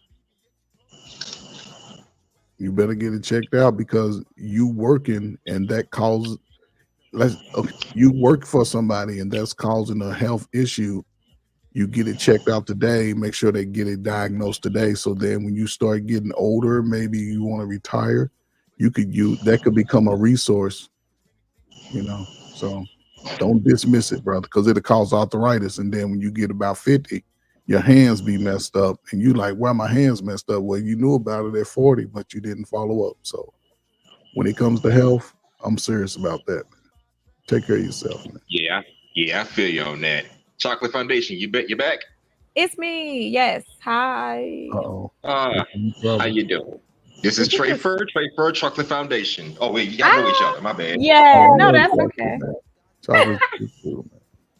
Hey, Trey, what you doing, Mr. Night Owl yourself? I'm not. You know, just coming up here like you said, just a late night kickback with old Hustler. You know, we got some familiarities. You know, so it's all cool. Yeah. Me and Trey go way back. Me and Trey go way back. We be on Dee Dee's Counter rocking out. I think I seen him on. Which one? Lapeep Network at one point, sir? Nah, man, that wasn't me, man. That wasn't. You sure me. about that? I'm positive. I know every channel I go to. It's only like 4 or 5 that I go to. That's not one. I mean, not saying that I don't have no problem with it. You know, I listen in all the time, man. I listen in to any good topic, man. You know, I be in the chats, man. But talking much trash. Yeah, I ain't that popular in the YouTube streets, man. I just get in where I fit in. You know. Yep, I'm not either. I just started streaming last year, sometime in the summer of last year. Shit, I just doing my own shows anyway. I mean, yeah, man, you know, it's all good, man. It's enough space out here for everybody, man, to, you know, put in their little senses and views. So whether it's good, I look at it like whether it's, I'm just going to say what I have to say and present what I have to present and let it go there, you know? So I'm just not in a situation as most working Americans. I don't have to do shit. I mean, we live off $15 a day. So, hey. But that's the life that's what makes it so cool that we can walk different paths and find satisfaction our own way. You know what I'm saying? It's not dictated what you should and shouldn't be doing. As long as you happy, you ain't hurt nobody, do your thing. Yeah. That's it. Hours. Yeah, that's the way it needs to be. That's the way it needs to be. And I'm gonna say this, my man Hustler, because you heard me say this quite often before. You know, you in my favorite generation, right? I ain't your favorite generation. Well, Hustler, you heard me say, you know, the crack era generation. You first generation of that time. Yeah, he was basically saying our parents was crackheads. No, that's not what I'm saying. I'm just playing. I'm just joking. I know. What he's saying is we were born in a time when crack cocaine was introduced to America. Yeah. 1988 specifically. I'm still older than you, sir. That's all I'm telling you. Oh, yeah. About how many years? Yeah. A lot of them. No. A lot of them? Yes, here's my answer. Oh, God. You don't look that much older than myself. Man, she barely 40 years old, man. Don't let her. That's what I'm saying. Exactly. That's not true. I've seen your picture. You look about 37, 38, maybe 35. I don't know. Maybe you're younger than me. Who knows? Thank y'all so much. I appreciate it. I try to wash my face and keep up my body. That's what I'm working on now. So, I'm trying to be ready. Yeah. But see, you have the mindset for being ready. That's all it takes, just the mindset to be ready. And you, like you say, you're not doing it to attract a man, but when you're ready, a man is attracted to you. So yeah, I want to be the buffet. That's all I'm saying. The buffet. Yeah. Damn. The buffet. Like, hey, I ain't arguing. I just repeat the buffet. You niggas don't want no buffet? You niggas want a happy meal? They be out here for the fast food. You know it. They just want it as quick, as easy, and move on. But I want to be the buffet. I don't. I'm doing all the things now, so I could be like just old lady being still hot and tawdy. That's all. I'm saying. You better get off them streets. Right. I'm gonna be. Listen, I know when I turn 73, that's my goal. Yeah, I'll be true. 73, then I'll have me a young boyfriend, because then I think I can be a sugar mama at that point. You too young to be a sugar mama. We were just talking about that. Why can't I be a sugar mama? I think it is great. So you're gonna be whatever age you at, get with some men in their late 20s, early 30s or whatever. I'll be like, you need some college funding, baby. You need your semester, your books. Nah, just funny. Yeah, Zero and Leo were just going in on her about that He earlier. He said I was out here because I said that I've never like dated or been with a man like super younger than me. Like that's not like, now that I'm older, I wouldn't. I don't want nobody my brother's age. He's 26. That's too young for me. Yeah, I was 26 in 2010. Yes, and he up here talking about how he was with old ladies and they had to. That wasn't you. That wasn't you. I'm sorry. Because I was thinking about the story that was told that the young dude was with the older lady and they had to call the police. I mean, the ambulance. But an older lady back then was 35, 36. She wasn't 56. He gave her the business, and she had never had the business like that. She thought she was having a heart attack. Yeah, salute to the young Hamels out there. On that shit. That's what they want. The young genetic Hey, jackhammer. these brothers is out here in their 40s, late 30s, early 40s. They taking eugenics. They working out. They doing. They don't gotta take that shit. How? Okay, listen. When I was in my 40s, men don't have to take that shit. Yes, they do. No, Some you men don't. do. You just gotta be active. Nugenics and all that bullshit. But You gotta what take they that shit. are, hold on though. You can't, that's not fair to say, because a lot of men lose their sex drive as they get older. No, in their 50s. No, we don't. Yeah, right. talking about Unless you're taking them blue pills or whatever. What you talking about, the Bluetooth? Yeah. No, I'm talking about the extends tabs. Well, that Oh, too you in talking extends. about Viagra? Or, okay. I don't know what the hell. I ain't taking none of that shit. I ain't taking that either. Shit, I'm talking about the other stuff. But Oh, most people Lord. don't need it though if they just stay in a little shape. You got to stay in shape But before what you. about DNA? What about DNA? the genetics of a person? What No, about the no, traits that no, pass has nothing to do down? with it. But chocolate, it has nothing Yes, to it do with it. do. Men No, it have don't. ED. Fat parents create fat children Oh, because Lord. they We ain't don't. talking about, okay, listen, stop. We don't talk about I'm not talking about kids. I'm talking about grown men who are admittingly saying out here that they are having trouble keeping it up, and they are in their late 30s and early 40s. It's happening. Okay, so have they explained what their lifestyle has been up until that point? Well, some of them, yes. Like there's a couple of documentaries I've been kind of watching where younger men, like I'll say, when I say younger men, I'm talking about like into your late 30s, early 40s. I didn't say Ozempic. I said eugenics. He said Ozempic. Anyway. You don't need that. That's Ozempic. funny. Leah said, "I don't need old to pick to lose weight." What is that? Ozempic is something women take, and brother, when they take that shit, yes. Sir, it's Brother. for diabetics. And Okay. then celebrities started taking it, and now it has gotten so out of control that the price is so crazy. But hustler, when they take it, if you look at them, it looks like it's just eating them from the inside out. Like a tapeworm. Yeah, man, they look bad, man. My sister take it. I got an older sister, man. Man, I looked at her, I saw her, man, her face. She's light skinned like me, man. It was all sort of gray looking. I'm looking at her like, what the fuck? She's taking that shit. I'm like, man, fuck that. Exercise, black folk. We got the best bodies when we exercise. Leah said they could watch too much porn and fap. I was told that causes it too. I never had that issue before, but then again, I don't watch X-rated flicks like that. I ain't watched the X-rated flick in almost 6 months. Man, you gotta get outside when you're young, man. You let that testosterone build up. Work out. No single man, you should always be working out, man. Throwing some weights up, doing some push-ups, sitting. Man, that keep your shit strong as a bull, man. And yeah. So Yeah, it makes sense. I go to the gym once every week, so hey. you just gotta exercise, man. When you're young, listen, man, I don't know, man. My 40s was totally different from these 40s. It was that shit. Yeah, times were when you in your 40s, I guess times were a little different. That was only 16 years ago when I was 40. 16.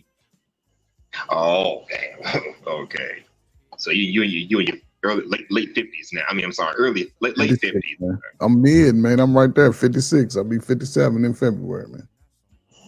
Oh, okay. You got a whole 16, 17 years on me. And I just turned 40. And that's what I'm saying. And I got this old man strength on young dudes too. Because y'all ain't grow up doing push-ups and doing push-ups on your fingertips and closed hand push-ups. We've been doing this since I was about 8 years old. I'm not even gonna touch that. I can do push-ups on my knuckles and fingertips. Been doing that since high school. Yeah, see? And that's the mindset you gotta have as a young single man. You know what I'm saying? 40, you at your best, brother. Your mind is starting to clear up. You realize the bullshit. You're more focused on financially, saving and building and shit. That's the right place to be. I wish I could have did all this when I was younger, at least 10 years younger, but it is what it is. Yeah. I'm a late bloomer. Yeah. No, you're not a late bloomer, brother. You just didn't know the information that's needed. And this is one thing about us. That's why I've been saying, brothers, don't be so hard on yourself, man. You okay. When we look at the world and be like, damn, the white people got all this shit. I won't, yeah. But if you remain focused, when you more I guess stable in your life as far as okay, I'm ready to settle down, you're not as frivolous as spending and all that. It's a perfect time. And just think about it. You don't get to retire until 67 because they changed the age. So you got 27 more years to grind, work hard, stay healthy, and when you're ready to sit back, and you might be able to retire maybe about 60, 62. However, if you retire early before your retirement age, then you don't get your full benefit. See what I'm saying? Okay, so you retire early, you don't get the full benefit. I never knew that. Right. When they run your Social Security statement and they see your lifetime earnings, they're going to calculate it off the salary that you retire at. Instead of your full salary, your full history is 67. Then you got like 3 more years to go for you they out of here. So, and my situation is a little different than most because again, like I said, I've been retired 2 years, and when I looked at my statement, the way in my life, I don't need to file for that. I don't need it. I can wait to 67, then that'll be a whole new max fund coming into my pocket. I have enough resources to just do nothing until then. Oh, okay. Well, that explains a lot. It explains why I'm seeing dudes as early. I'm gonna say late 50s, early 60s, still working. I'm like, shouldn't you been retired by now? It's men at my job, Daniel. It's men at my job close to your age still working. I'm like, shouldn't y'all have been retired? Well, I don't. Everybody got their own situation. I didn't think too deep into it, but they still working at their ages. Yeah, but brother, even in your 50s, man, you're gonna be a hard worker anyway. You're gonna work hard. You ain't gonna be ready to sit down at 50 something like I'm ready to retire. You be like, I'm ready to get another job. I'm telling you, you're gonna be like, shit, I'm ready to get another job. Because now you can get 2 retirements down here. Damn, you know what I'm saying? I can get 20 years your senior, young man. Call me Mr. Trey Ferg, goddammit. Yeah, you got 20 years on my man's Leo. Yeah, you could have been my 17 son. years on me. Hey, according to I could have been my son, but I ain't had no children as a teenager. So, yeah. So Hustle, you in Detroit, right? I live in Illinois. Oh, okay. What part of Illinois, man? Let's talk about that. I grew up in Chicago, now staying in the suburbs of Oak Lawn. I know Oakland, man. I know all that, man. Off 95th, man. I lived in Chicago, man, until 2019. I lived there from 04 to 2019. Yeah. I lived in Chicago from the day I was born on down to, I'm gonna say 2021. Okay, cool. What you after COVID took off? Yeah. what part of town you live in when you was younger? I was on the south side. Shoot, I have property still in Pullman National Monument, you know. So yeah, I go there every, about twice, once every 3 months or so, like that. I mean, if you ever get a chance, go visit the Pullman National Monument. The Pullman National, shit, I ain't been around there in so long. No, man, it's a national monument. So those homes, I guess from 103rd to 111th, well, 15 really, those were built by a man that created the luxury rail cars, and he hired African Americans that were coming out of slavery. So his workforce was about 40% African Americans, but he only hired former slaves. And those former slaves who are now, we call them the Pullman Porters. You heard of them, right? Yep, I heard that before. Yeah, so the Pullman Porters worked on the trains. They couldn't live in that community, but they could live anywhere in the country. So they worked on the train, and that's how they spread the information around. So these guys could go wherever the train track went, and a Pullman train was on it. They served it, and those people back when I was reading up on the history, those people that worked for Pullman, black people that worked for Pullman back in the 1800s, 1870, 1930, 40, those people made an average of $60,000 to $85,000 a year then. Damn. Yeah. A lot of money just to build a railroad. And they was getting cash money because, again, the salary was like, and here's the thing, it was the salary and tips, because he was paying them. This is where we had the minimum wage, and it starts back then. He was paying them like $1.50 an hour, right? But then they was getting tipped cash money, and they was making about 60 to 80,000, 85,000, depending on a year. So they were making, they did those people that worked for Pullman and during that time, early 1900s, 1930s, because that's when they also created the first black labor union. The Pullman Porters was a catalyst, and their wives. It's a big story on it. You just don't get to see it on the mass media, but yeah, man, that's how a lot of good information was passed around the country, man. These guys was listening in, and they were going back telling their counterparts how to move, and that's how we was able to generate these communities like Oklahoma. Remember, like our Black Wall Street, they say it was pockets like that, and these guys used to travel around making deals and networking, man. It's a hell of a story, man, that America really won't even let you know. So,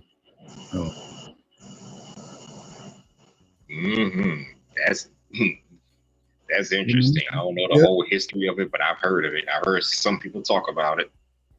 Yeah, man, it's deep, man. But that's one of the most intricate stories in American history, because even, it goes as far as, you remember Dr. King's March on Washington, right? Yep.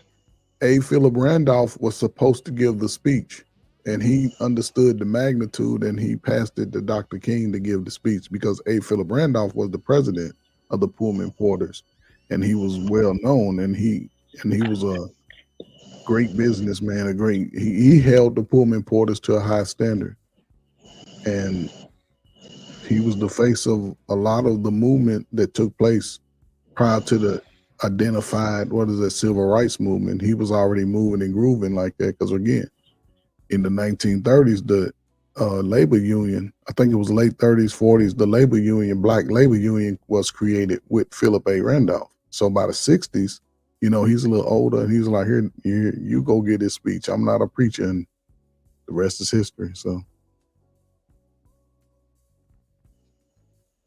yeah, it's right there on the south side, man. You know, it's just a story, man. People come from all over the world. I used to work there. I worked there for 2 years, man. And I lived in, like I said, I had property in Pullman, so it's federal grounds. It's a national monument, so everything's federally protected. And people would come from all over the world, man. I'm talking about all over the world. Every little, because we used to give them pins to pin up on a world map, and they'd be all over Germany, France, Russia, China, every place that they tell you not to go, they was coming from. So it was just amazing.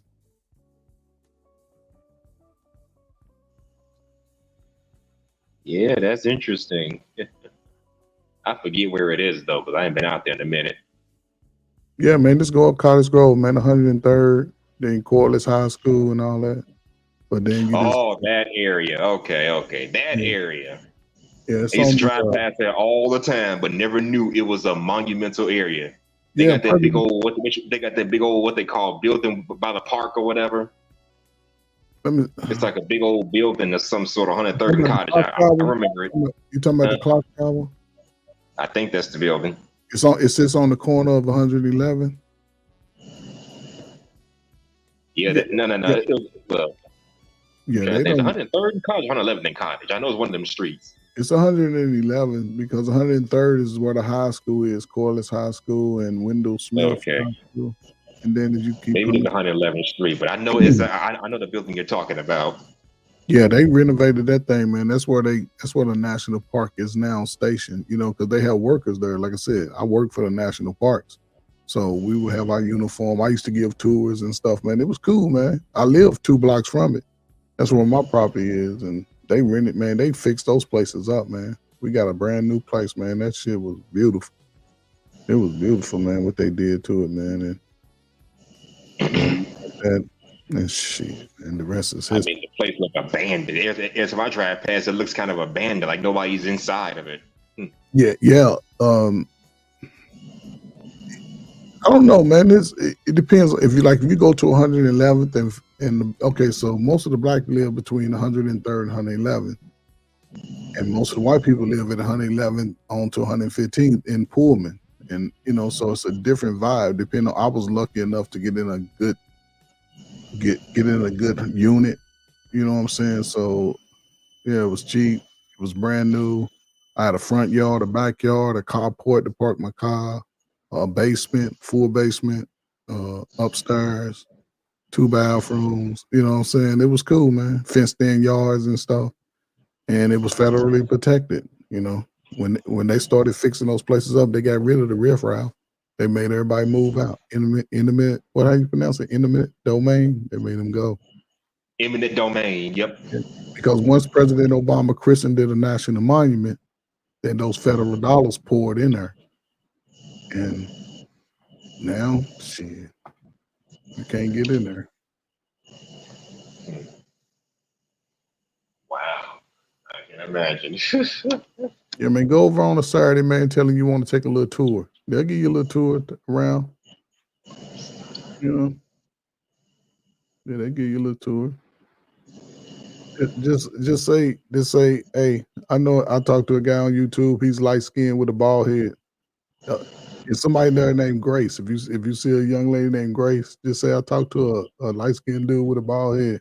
She'll be like, oh yeah. I know your name, so that I want to get no description. What, I may have to. But listen, she don't know me as this name. Okay. That's why you got to say. You give her that description, she'll know. She just say he wear glasses because I don't know if I wore. Yeah, I think I might have wore glasses. Yeah. So he wore glasses, light skin, bald head. He used to live in Pullman. She gonna tell you exactly who it is. Maybe I'll try that one day. Yeah, man, it's a nice little tour, man. Take about an hour. You know, they walk you through, give you the history of Pullman itself. You know, a lot of people don't know that, man. And he lived right downtown, man, Chicago, man, right off Prairie, over by Soldier Field in that area, and that little. Oh yeah, that area.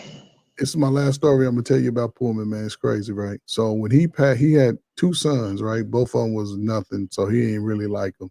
So when he passed away, when they dug his grave out, right? They dug it so wide and large that they had 12 inches. This is how they did the grave. They poured 12 inches of concrete on the bottom, right? No, it was 2 feet, 2 feet of concrete on the bottom. Then they took the railroad tracks and laid it in the concrete to make it stable. Then they placed this casket in the ground, and then they poured another pail of concrete that filled up the hole and put more railroad tracks on it. And then they put his, and that's how they put him in the ground. It was wild.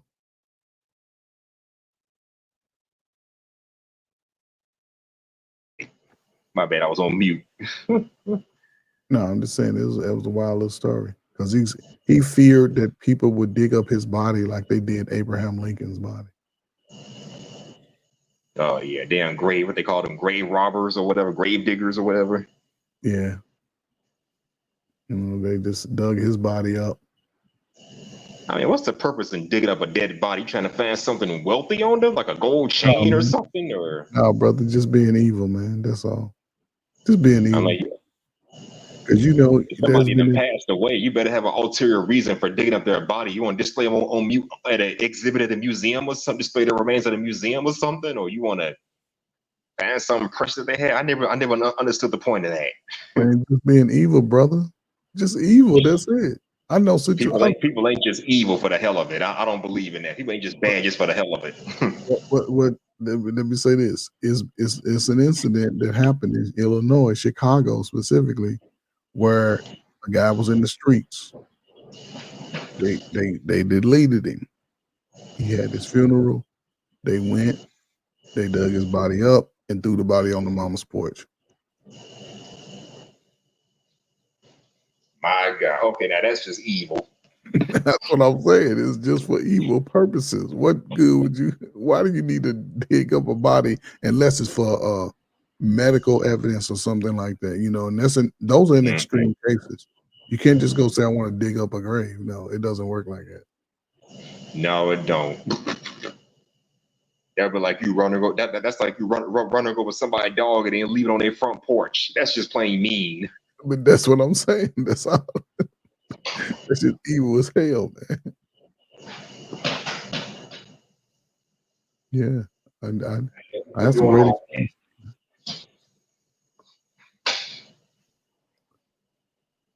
I know people did it. I know people were doing all that. Shoot. Yeah, man, it's wild, man. You got to be a little sick in the head, man, to do certain acts against others, man.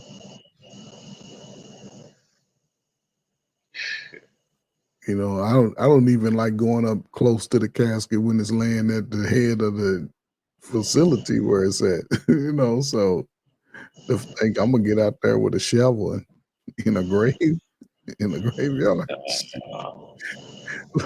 Look, I don't know about y'all younger folk, but man, look back in the day, we'd be superstitious. You'd be like, man, you can't go in no graveyard at night, man. Something happened to you. So. And I think that superstition still exists today because I've heard horror stories of bad things happening when people go to cemeteries at night. Hell, it's a young lady that I've known for 14 years, and she works security, and her office is literally right across the street from a graveyard, from a cemetery. She said she be hearing voices at night. That's what she tells me anyway. I don't believe it. That's what she tells me. She be hearing voices during her graveyard shift. Hey, man. No pun intended. Graveyard shift at a graveyard. Hey, man, I believe her. I believe she hearing some souls over her that's been, broken instead. People, one thing I know, man, listen, I had some great grandparents, man, and old people, man, they believe in, they call it superstition, but, I also believe just within, let's just say Harriet Tubman, she had visions. I believe if we are focused on our true destiny, we have the ability to have visions so we can see things manifest. And one thing they would say, man, have you ever noticed, man, when you go to the grave site, just by instinct, people are quiet. When you go to a funeral, people be quiet at the graveyard. It's called being respectful to the dead. Yeah, but it's also superstitious too. Why you being quiet? Ain't nobody told you be quiet. Ain't nobody gave you no I be don't quiet know. at the graveyard speech. I mean, if I would, sometimes I can walk past a cemetery in the middle of the day. I'm still quiet. I don't That's know what I'm why. saying. Ain't nobody told you to be quiet. What you And quiet? I'm not even in the cemetery. I'm like on the outside, on the other side of the gate, on the open street. I'm still quiet when I walk past there. That's what I'm saying. Why are you quiet? I just do it out of respect for the dead. Right. See what I'm saying? Superstitious. You respect them by not going and Yeah, trampling I on lost them. my godmother last year, so hey.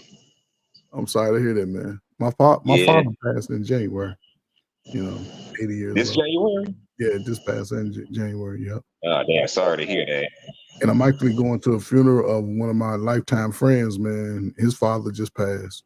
Like my friend passed in 2007, and his father just passed last week. So the funeral is Friday. So that's why I'll be early Friday, going to pay my respects. So that's why I say, man, take care of yourself, man. Take care of your health, man. Oh, I'm trying to do that. I need to do better with my health. I can't when I go to work, all I eat is junk food. Then I come home and eat something healthy. If that helps anything. But won't you take your healthy stuff with you to work?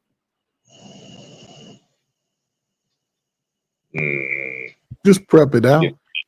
You know what I'm saying? Just prep Why it out. not think of that? I got a bowl full of greens. I can make my own spaghetti. I'm like, why not just?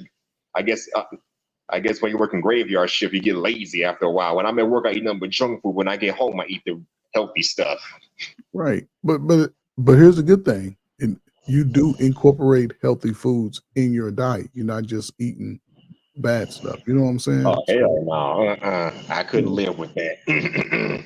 Yeah, so just stay up on, man, because again, at 40, man, our bodies start to change, our mindset change, and if you can maintain a healthy mind and a healthy body balance, man, you'll be okay, man. For real, you'll be okay. Yeah, it makes sense to me. Makes sense to me. Bro, I would take 40 over 56 any day, because when I was 40, man, I was strong, man. For real. Wow. The way you talk, like 40 is your peak year. I thought your 20s was your peak years for the men. No, okay. So let me say it's almost. I'll say between. I ain't gonna say 20, but I'll say between 25 and 37. Good 12 years is probably your strongest as far as physically. Now mentally, you see it out here, man. A lot of dudes is fucked up in the head, even into their late 30s, 40s, see it, sometimes 50s. But as far as physical strength, you can endure a lot more. You're going to put your body to the test a lot more. But it's mental. I think brothers just be too hard on themselves. And that's all I see. It ain't like they can't do it. They don't have the ability. They just take one failure or one disappointment and they just spread it on the bread like it's going to be there forever, when really it's just a moment in your time, man. Moment in life. That's all. Yeah, that's one way to look at it. Cause shoot, even in my late 20s, I felt kind of old. Like, yeah, I'm too old for this. I'm too old for that.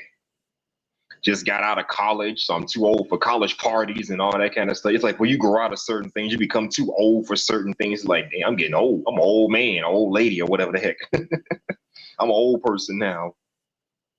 Yeah, and you kind of outgrow. You kind of grow out of certain things. I had been to a club in almost 10 years. I used to do that a lot when I was in my 20s. Well, not a lot, but I did enough of it, and been to one in almost 10 years.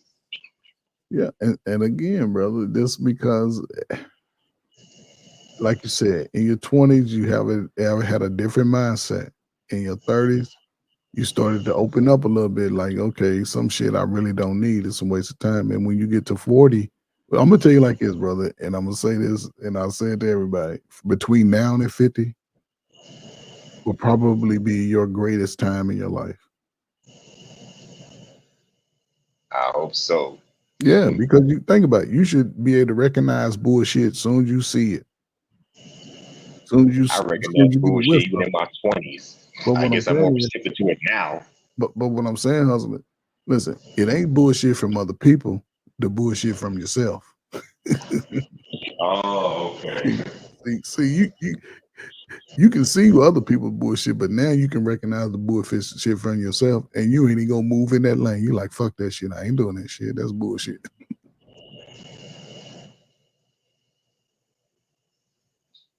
Yeah, it's deep when you put it like that. I mean, but again, as you Because get you older, can self-reflect more when you're older.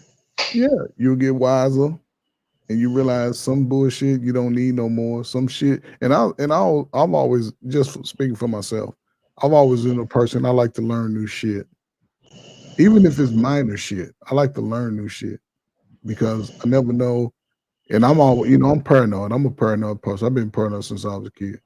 I always think it's gonna be an apocalypse and everybody gotta go fucking, what is it, the Will Smith movie when he was in the alone in this house with the dog and shit. I Oh always, yeah, you know what I I'm saying? forgot So, the name of that movie that quick, but yeah. I know that came out in 2007. It was a zombie apocalypse movie. Yeah, something like that. See, I've always thought like that. So if some shit break down, I got to be able to survive out here. So that's how I move. That's how I've always moved. Whether it's with men or women, people, white, black, Asian, it don't matter. I'm gonna learn what they doing. So if shit go down, I might have to fry up a raccoon and make some raccoon cracklings and shit. I might have to do that shit. Wow. So I'm just saying, man. It may never happen, and I may never have to do it, but I just think like, okay, some shit go down, I gotta be able to make a fire, gotta be able to fucking, climb up in the tree, get the berries, you know what I'm saying?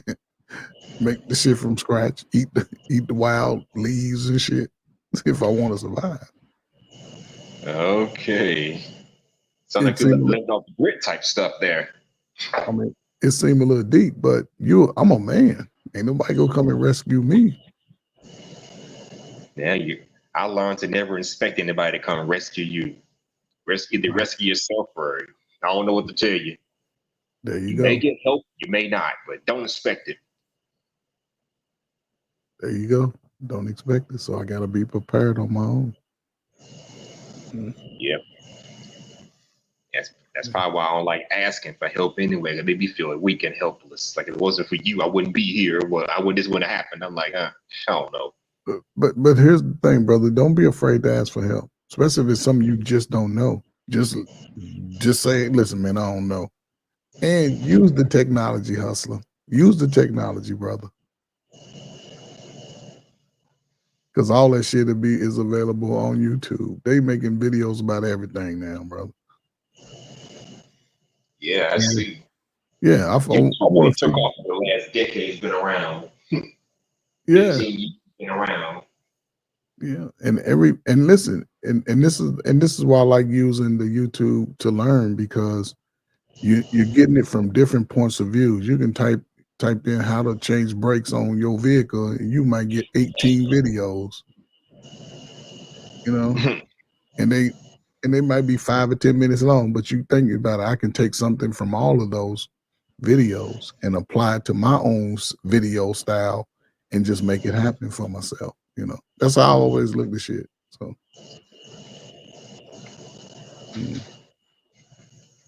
if my daddy would have been talking to me about women, then it'd been a different story.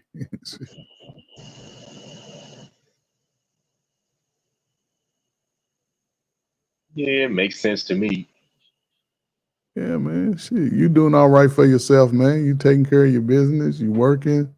You know what I'm saying? You ain't out here wreaking havoc on nobody. Yeah. So just got my own condominium.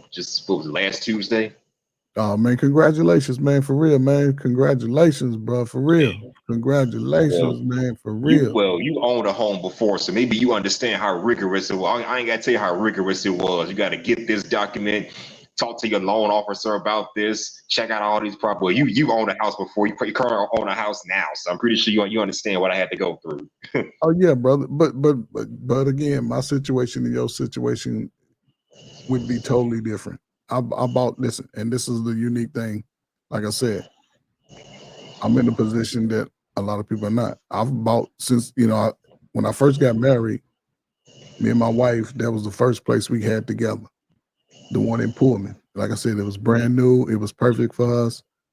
Everything brand new, from the appliances, the motherfucking air conditioning unit itself outside was probably big enough to shit, I don't know, to keep a whole damn city cool. Everything was new. All the appliances, all the AC, everything was new. And since 2019, we bought 2 properties. I bought a property right before COVID, and we just bought a brand new house, just freshly built. In last year, I moved from where I was to here. And again, we never had to put money down, ever. We've always gotten money back. You know what I'm saying? Because we work together, you know. Like I said, man, when I was dating single, my thing was, could a woman cook? And is she going to treat me like Halloween? Hustler, you've been trick-or-treating before, right?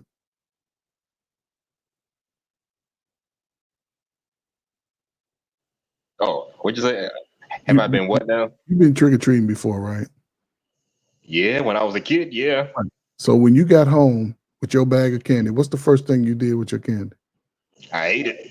No, you dumped it out on your bed. Well, You dumped out dumped the it out. bag first, being ate it. Right, you dumped it out. So that was my mindset when I met a woman that, you know, she got to be willing to dump all her resources out on the table so we can sort through that shit. I don't need no surprise, anything. I need to know. And she did that. She told me she got me. Shit, man. Life ain't been the same, man. My resources quadrupled.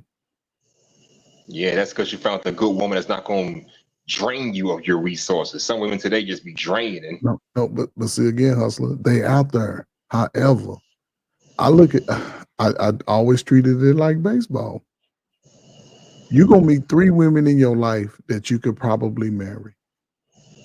You're gonna meet 3 of them. 2 of them, you ain't gonna be ready. You're gonna be bullshitting, afraid that you're gonna miss something. Then that one might come, but you already fucking moving in fear based off what you've been getting. Like, damn, I don't know. She might not be the one. But again, if you choose it, you have to be saying, me, I've always been a person to have conversations with women. I grew up with 6 women in the house. So I'm asking those questions. How are you with your children? How the daddy? Do you cook? Do you clean? You know what I'm saying? Do you go get checkups? I used to ask questions like that. You know what I'm saying? And me, I don't care about other dudes. I don't care who you slept with. You know what I'm saying? Because I feel like once you sleep with me, but what I'm saying, do you really know? Do you know? Do I know what? Who she slept with, how many people she slept with? Do you know? No, I don't. Right. And you're gonna learn off. Right. And that's become a stigma nowadays, because women say it's rude to ask a man. That means to ask a woman how many other men she slept with in the past. Her body count shouldn't matter. Well, I got news for you. Men care about a woman's past, while the women care about our future. So yeah, you're damn right we're gonna take into consideration. I can tell when a female has been around the block. I don't know about you, but I can tell when a female has possibly had a lot of partners. I've seen them, I've interacted with them, I talked to them, I even hung out with some. So I know. Yes.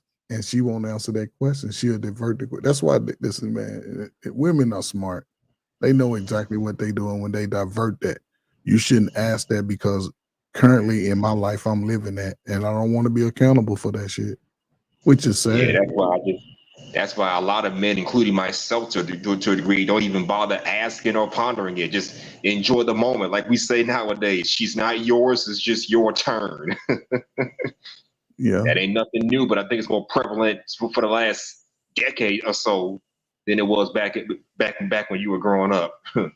I mean, yeah, and it's just unfortunate because those women, they choose to inflict a lot of that pain, though, for real. They, you know, the guys, you know, I was just having this conversation earlier, man. This, both of us, both of the men and the women, in our youngest and in our prime, we'll say that age, that 25 to 40, most of us are horny anyway. Shit, most of us just want to have it in, but nobody's saying that's what I want. You know, so I don't know. Yeah, it's like nobody wants to be. I ain't gonna lie, I'm not that honest and upfront about just one day, you know, pumping down. I just let it flow. I let my actions tell that story for the most part. Yes, yes. And here's the thing: when you let those accents flow, and you coming in there with the hammer, my brother, it fucks their head up. Yeah. I mean, think about that. If you're only seeing this woman once a month or once every 2-3 weeks or so, then that lets you know right there you ain't trying to be in a serious commitment with her.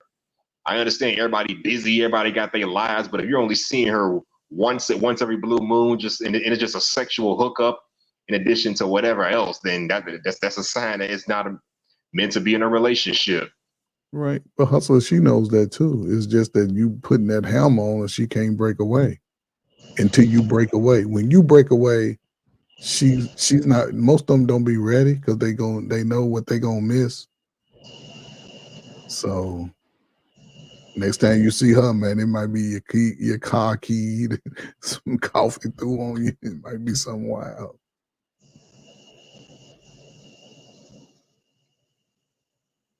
Yeah, it makes sense. Yeah.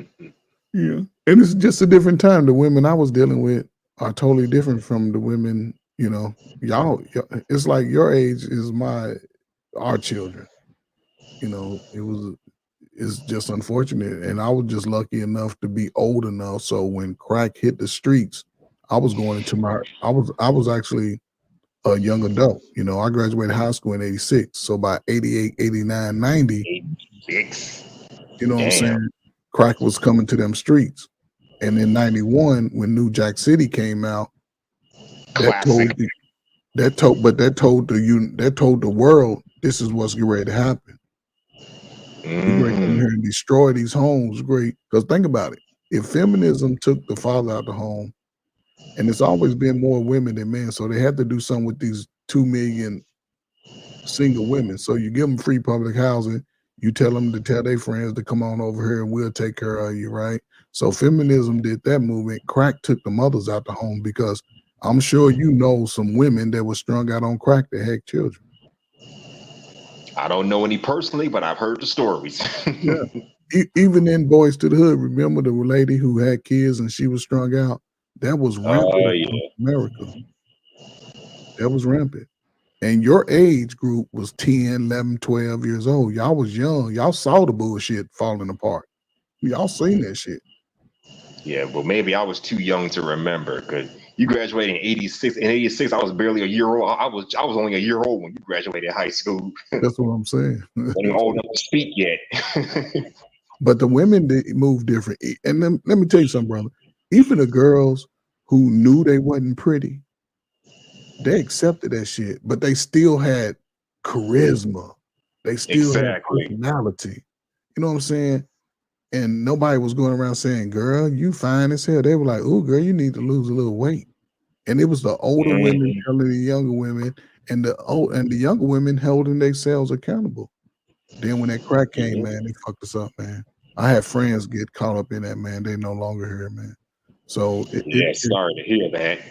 Yeah, I was lucky. Social media, as far as I think social media did that over time. Now they're telling below average looking women, it ain't like it was, like you said, you were not that pretty, but you had confidence and charisma. That was good enough. But now they're saying all women are 10s, all women are perfect, all women can get a man. Yeah, that's the feminist. Social media did that over time. Yeah, but that's also the you know, you got to think about it. Even in commercials, they show bigger women. They showing that. That's just creating the continued narrative of the feminist movement. Now they know how to double down because now they can include the women and the alphabet community. See what I'm saying? Because they're going to push for feminist ways, and it's going to try to always make us look as bad as we are, but we not as bad. Brothers we just too hard on ourselves because we told we ain't shit in the house with your sisters and your aunties. Men ain't shit. That's all you been hearing. Which really, shit. When you dig into mama's shit, mama ain't gonna say I was in the back of the car for $20 in the club. They ain't gonna say that shit, but they'll say daddy ain't shit because he was in the car. Yeah. That makes sense. And one thing I've noticed is that, you know, this 304 culture may be nothing new, but back in the day when we were younger, it's like they kept that on the low. Seriously, nobody was out here saying, "Oh, I slept with 5 or 6 different men when I was in high school." This, that, and third. They kept that to themselves, like you said. Back then, mamas would not tell people, "Oh, I did this, that, and the third in the backseat of a car for $20 or whatever." The heck, they just say, "Oh, your daddy wasn't credit." They're trying to keep their 3 or 4 pads under wraps and away from their kids. That's how we did it back in the day. Now we just don't care anymore. We No, hardly ever care about what the kids are doing anymore, or what we tell them. You 'cause got they grown don't women twerking in front of children. What does that tell you? fuck them kids. That's what Exactly. My point exactly. you listen to me, and I love the children, man. I work with a lot of youth, man, a lot of great kids, man. Let me tell you something. For you to actually, and this is man or female, that actually do harm to a kid, it's something fucked up about you. For you to not for you to actually not push your kid to be greater than you, it's something wrong with you, and it's just unfortunate. You know, it's just unfortunate because our future, man, according to YouTube, that shit look fucked up. The kids ain't got a chance, man. I hope all young men get to be 40, man. There's been studies, man, where in Chicago, as a matter of fact, that most young men didn't believe that they would live to be age 35. And here we are. I'm gonna send you something in the back check, brother. I want you to take a look at it, man. All right, will do. What is it? Well, I guess I'll look at it I later. ain't gonna tell you, man. Or you can post it, man. I'm gonna send it to you. You can post it. We can talk about it, man, because it's crazy. It's crazy. Just click on that link, man, and tell me what you think when you see it.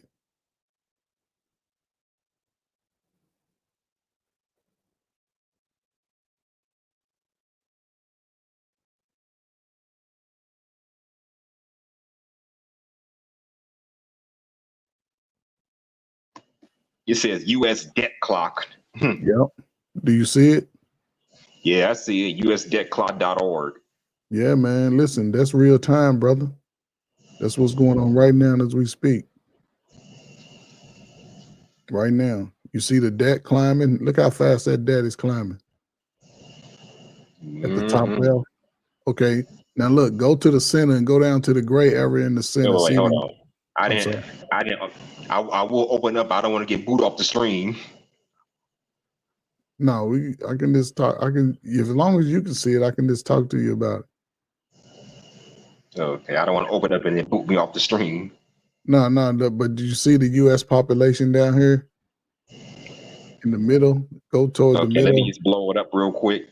It's a USDebtClock.org, amazing new mobile. Okay, that's just describing the app. Okay. Yeah, you can. What am I looking for? Okay, so you're looking for the U.S. population. It's in the middle, sort of in the middle, in the gray section. It's a gray section. Okay, I see it. U.S. population 336,722,220. Damn. Yeah. That's our Now U.S. check population. hold up. Now check this out. As we talk, and I'm gonna talk through this, and it'll take 2 minutes. That number could probably go up between 5 and 10 people right there as we talking right now. You see? Now, if you move over to the right and you come down to the dollar to silver ratio, how much silver Dollar costs? supply added now. Okay, dollar to silver ratio, real. It's not moving. It just says 15. It just says 15.57 per ounce. No. Check it out. Hold on. Go back to the left, because right now, today, an ounce of silver costs $264, right? Yep. So in 5 years, it's going to be worth $1,557 per ounce.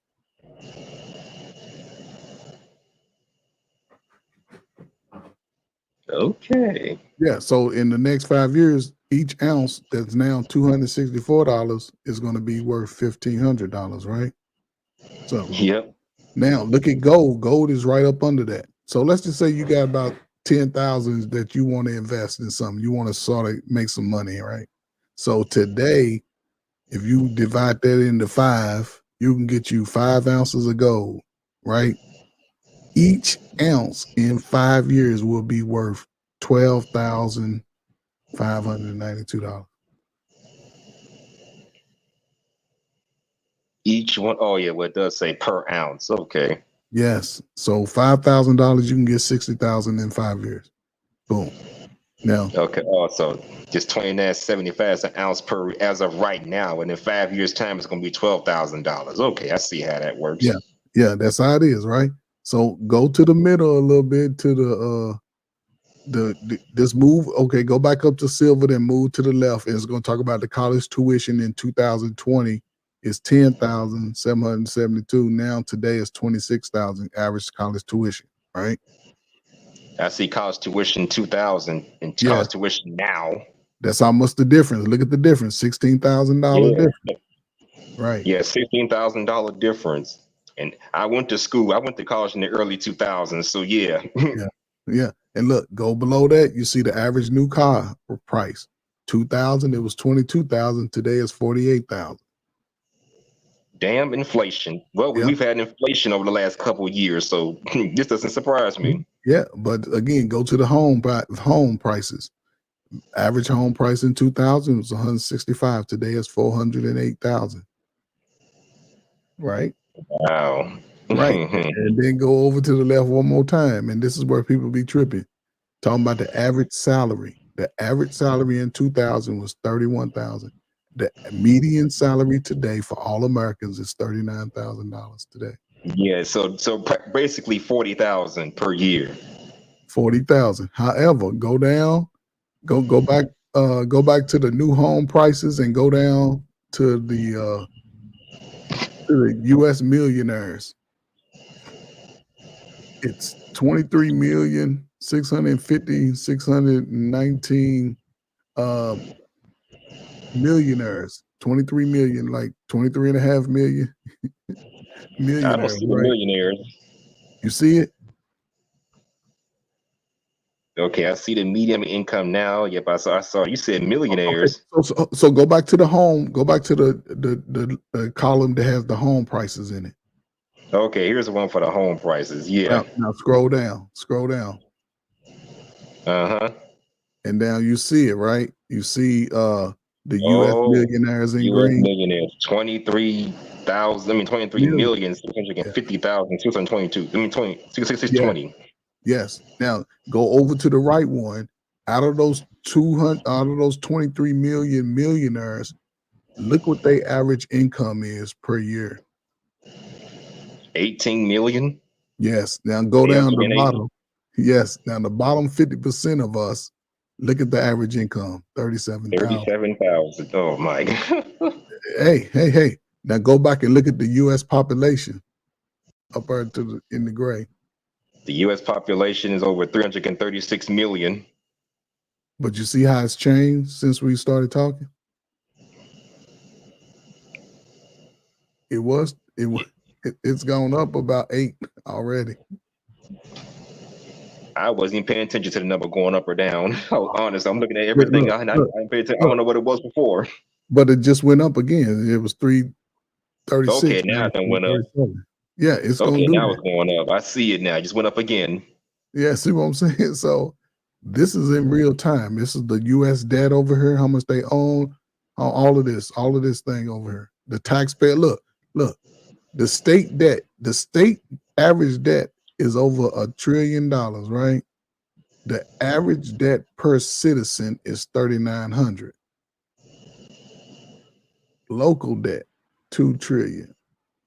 Personal average debt for every citizen. I had student loans worth about $30,000. Yeah, but see, a lot of people didn't go to college, but they just averaging everybody's number in there. So that's the unique thing about it. Look at the United States, the total federal spending, all going up, workers' comp.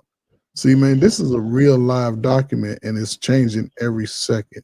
And people don't get this information, but man, it'll change your life if you just pay attention to it. And again, listen, here's what a lot of people don't think about. The reason why everything is still high and everything seems to be like it's scarcity on the shelves when you go to the stores, they don't have as many brand varieties as they did 2 or 3 years ago. You need $10,000 more to live the same lifestyle you was living 4 years ago. One, America is fighting 2 wars. When prior to this new technological advanced world of America, when America went to battle, people, the citizens, went into the factories and worked. Now it's not that way because a lot of things are becoming animated. They don't need your body to go. So, but what they still do is they still send money to fight those battles and those wars. So they're taking the resource from the people and sending it off to war. We in the war on 2 fronts. Biden said he's unleashed, he availed all U.S. defense weapons and artillery to the wars. He said, okay, I'm gonna unleash, y'all can have it all, whatever y'all need. That's what he did, right? Now go over and look at the defense, how much money they spending on the war. Right now it's 911,795,580,92,93,95,96. You see it moving up. Okay, then I gotta go back to it. Give me a minute. No, it's all good, man. Just hold this document, man. Mark it in your, save it in your browser, man. All right, hold on.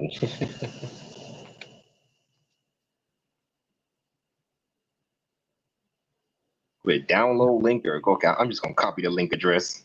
Yeah, just copy it and paste it. Put it in your browser, man. You on a phone or you on a desktop or laptop? My phone. Oh well, yeah. Don't try to look at. You can see it on your phone, but it's a little different. Yeah, I see. No, but if you ever get a chance to look at it from a desktop, man, you'll be amazed, man, on what's going on. Yeah, that's a major increase. That was 2020, 24 years ago. Yep. But look at the difference. Look how much spending we're doing. And even in the GOP ratio, in 2000, it was 56, and now it's 122. That's why I don't play with the stock market, man. That's a ripoff anyway.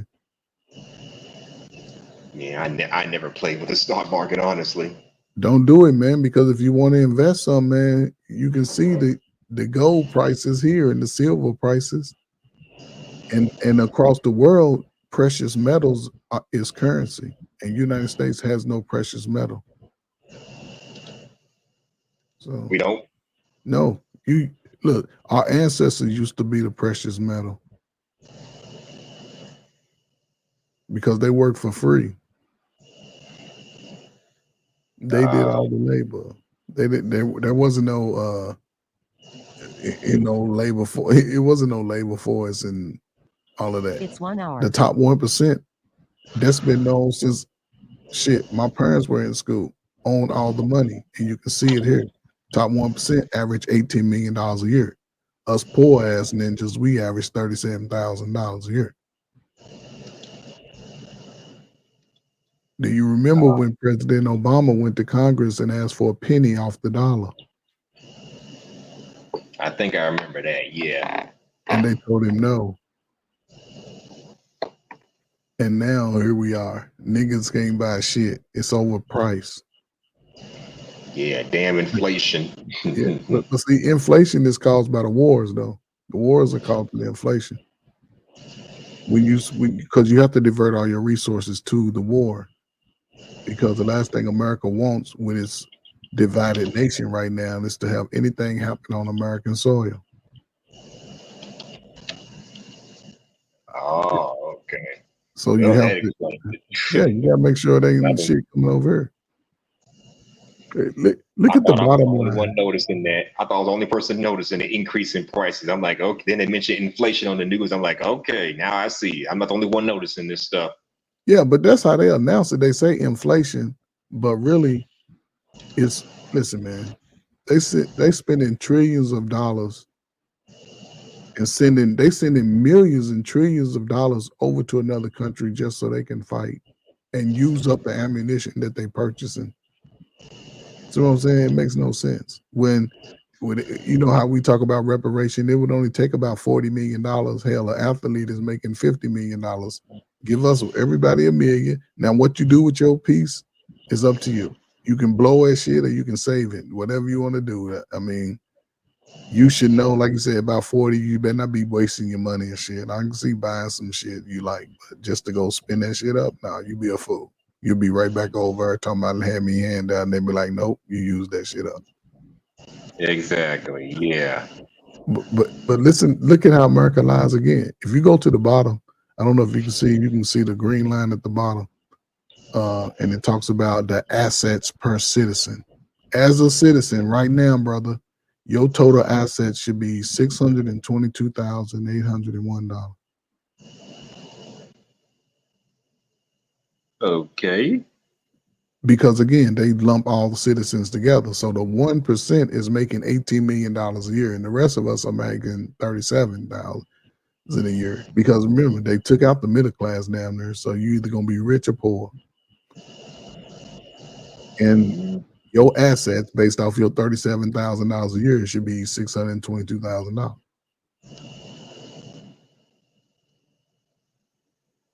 So it's a ripoff, man. Protect yourself. Yeah, I see. And so I just wanted to share that little, I just wanted to share that with you, man. You know, let you see how to move, man. And since you 40, man, see if you're gonna create the generational wealth that you desire, man. So Yeah, that was very insightful. Like Swag said, make sure you hit the like button on your way in. Like, comment, and subscribe. I got plenty more content to put out coming in the near future. yes, sir, man. So are you gonna be going live mostly at night or still early in the day? Well, it depends on my work schedule. This is just one of them things I'm doing mine late at night. It's rare I do it at night because not a lot of people be awake to see it. But this is one of them days I'm doing it at nighttime. Brother, people be up all night, man. And plus, well, the time zones differ, so it could be, I don't know, 8 o'clock here for us, but it could be 8 o'clock for me, but maybe 10 o'clock for you or something like that. Or I'm an hour ahead. I'm on Eastern time. You know what I'm saying? Okay, so it's probably 104 where you're at. Man, it'd be people in California, man, going live at 4 or 5 o'clock in the morning. For real. So. Oh no, I'd be in bed knocked out. But well, I still be at work at 4 in the morning. I work graveyard shift now, so. Okay. But yeah, man, you know, it's cool, man. If every time, you know, I can catch you, man, I'm gonna come up, chop it up with you, man. I know you probably have some interesting topics, man. I'll be like, damn, I missed this because I think we follow each other. I know I follow you on Instagram, so. Yeah. You don't even follow my page, do you, man? I think I've been followed you over a couple months ago. You subscribe to my page, man? Well, your YouTube page or Instagram page? No, my YouTube, man. Let me put it in the back. I know you had a YouTube. Yeah, man. I just started one, man, not long ago, a couple months ago. Oh, okay. I started, man, sometime last year. Oh, okay. Yeah, I just only been a few months for me, man. So, yeah, man, subscribe to my channel, man. You know, appreciate it, man. So, yeah, not a problem, sir. Thanks for stopping by. I put it in the back chat, man. You know, appreciate you. Check it out, man. I got an interview tomorrow. Actually, I'm interviewing Chocolate, man. We got an interview tomorrow, man. So it's gonna be interesting. Wait, you're interviewing Chocolate? Yeah. Tomorrow. Chocolate Foundation. Okay, I just met her over the summer on Instagram. We chopped it up. Oh yeah, man, she pretty cool, man. You know, she wild, but she cool, man. She's cool, man. I like her, man. When she ain't being lusty, she knows how to be cordial. That's what I like. Oh yeah, she know how to spread that butter on you. She know how to do that. And the only thing she's gonna be spreading. But yeah, I kind of like her. She was up here earlier. I guess her phone went out. Yeah. So man, listen, man, I'm gonna catch you, man. Listen, man. Appreciate you, man. You know, keep doing what you're doing, man. Yeah, I'm gonna keep this up. All right, brother. So salute, man. I'll talk to you soon, man. Salute, sir. Salute to you. Well, salute to Trey Ferd. Thanks for stopping by. And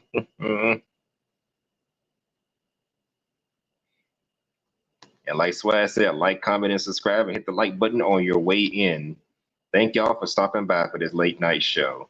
I know we didn't get too off track. This is kind of what I wanted. I wanted to bring some people in so we can talk about a little something. But I'm only 2 hours and 35 minutes in. So I got a little bit of time on my hands. So anybody else want to come up and join the panel and talk about a little something for this late night chill? Feel free to do so. I'll post the link once again. I was going to do some reaction videos. I'm not sure if I'm going to have time, but I'll see what I can do. Thank you, Trafer. Life. Salute to you, Trafer. Thanks for stopping by. Anybody else want to pop up? Swag, if you're not too sick, you can pop up if you want. Well, you say you were sick earlier, but you're feeling a little better. Hey, feel free to pop up and let me know what's on your mind. 'Cause I got a lot of shit to ask you, buddy. I talked to your homegirl Melanie on my birthday stream. I got a lot of shit to ask you as well, buddy. Leo, if you're still about, I don't know if you're still back there, Leo, but hey, feel free to come up, chop it up with your boy if you want to. The link is right there in the description.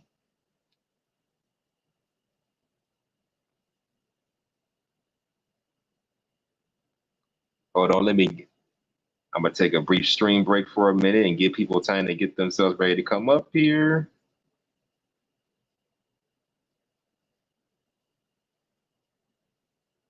Yeah, this has been a pretty good late night chill so far. Okay, ladies and gents, I'll be right back. After these messages, we'll be right back.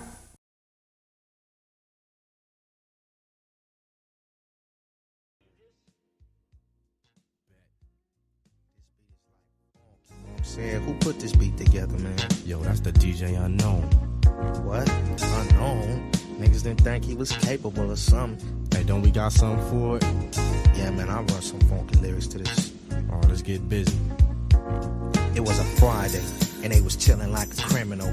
Didn't know the time, so I peeped out the digital. Jumped in the hoopty, turned on the ignition, had the slightest where to go, but still was on a mission. Damn, Alondra rolling, kinda tough, twisted up the chocolate, and I started to puff. Aroma smell better than a rose, needed a shot of the bird, but the stove was closed. Swooped to my girl house to see what was poppin', to let me know if the panties was dropping.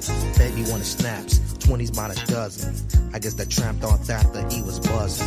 I couldn't fade it, why the hell should I jib? Got the 20 sack of time and I'll head for the crib. I can't go out like that ain't my type. I hooked her up on my late night hype. Chill. Word. Hey man, I don't know what's up with this thing, man. This broad is like real tripping. Hey yo, you want me to run some, homeboy? Man, I guess, man, baby thinking she gon' gang.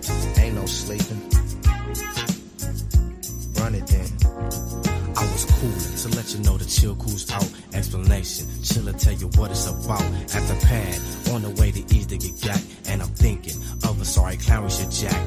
10-3-0, it's the time I start belling. Chill from CMW, the girl is yelling. Pay no attention, all they wanna do is bone ya. Step back off the curb, came E around the corner.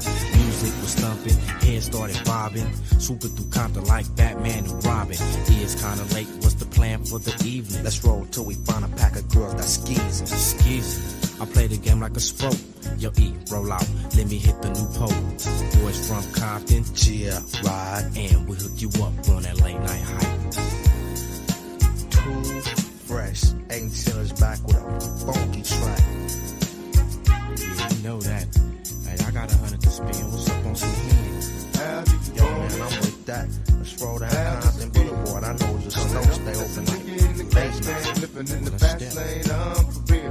Love the way you activate your hips and push your ass out. Got a nigga wanting it so bad, I'm about to pass out. Wanna dig you, and I can't even lie about it, baby. Just alleviate your clothes, time to fly about it. Catch you at a club, oh shit, you got me feeling. Body talking shit to me, but I can't comprehend the meaning. Now if you wanna roll with me, then here's your chance. Doing 80 on the freeway, police catch me if you can. Forgive me, I'm a rider, still I'm just a simple man. All I want is money, fuck the fame, I'm a simple man. It's the international player with a passport, just like a ladder, bitch. Get you anything you ask for, it's either him or me. Champagne, Hennessy, a favorite of my homies when we floss on our enemies. With this as we creep to a low speed. Peep what a hoe need. Pump some more weed funk you don't need. Approaching hoochies with a passion. Been long days, but I've been driven by attraction in a strong way. Your body is banging, baby. I love it when you're flown it. Time to give it to daddy, nigga. Now tell me how you want. Damn, suckers on a tip. Man, homeboy just didn't know, so we got pills. You know what I'm saying, E? Man, chill. These suckers got to know ain't no sleeping. Homeboy, you know we know what's up. And that's on that. You know what I'm saying? Hey, man, let's kick it. I'm with it. On a night when things was going kinda slow, me and E taking to the head of Kovo. I was buzzing, inclining the ski, that was show. Right then, 8 passed me the smoke. Chilling much hard and the phone started ringing. I was buzzing and it looked like the house was swinging. I couldn't fake it, barely made it to the door. I hit the corner, claimed my spot on the floor. Suddenly, I smelled the fume that was lit. Opened my eyes and I had to take a hit. Knock, knock, knock on the door. Somebody's tripping. It was my girl, he said. Hit the button, stop sipping. She kept ripping. I said, shut the trap. You're pissing me off. You keep it up and I slap. She said, no. I said, yeah, fool, take a hike. I got no time for your late night hype. Hey, man, check this out. It's like these girls, man, it's coming to the house like 3 o'clock in the morning, man. I can't even deal. Man, that ain't nothing. I had this girl last night come over my house tripping, banging on my door all night. Mom was going off, you know what I'm saying? Hey, man, I be tripping off these girls out here trying to say they down with the E, you know what I'm saying? But they can like say the drama for their mama.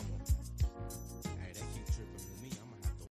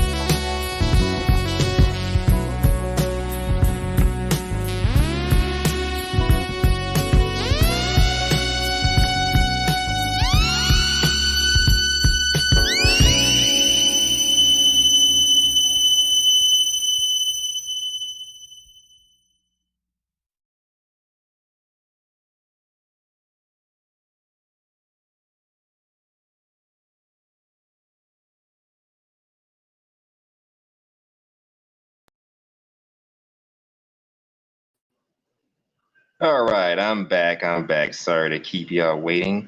Looks like we got somebody in the back. You know how I do it. Is that you, my guy?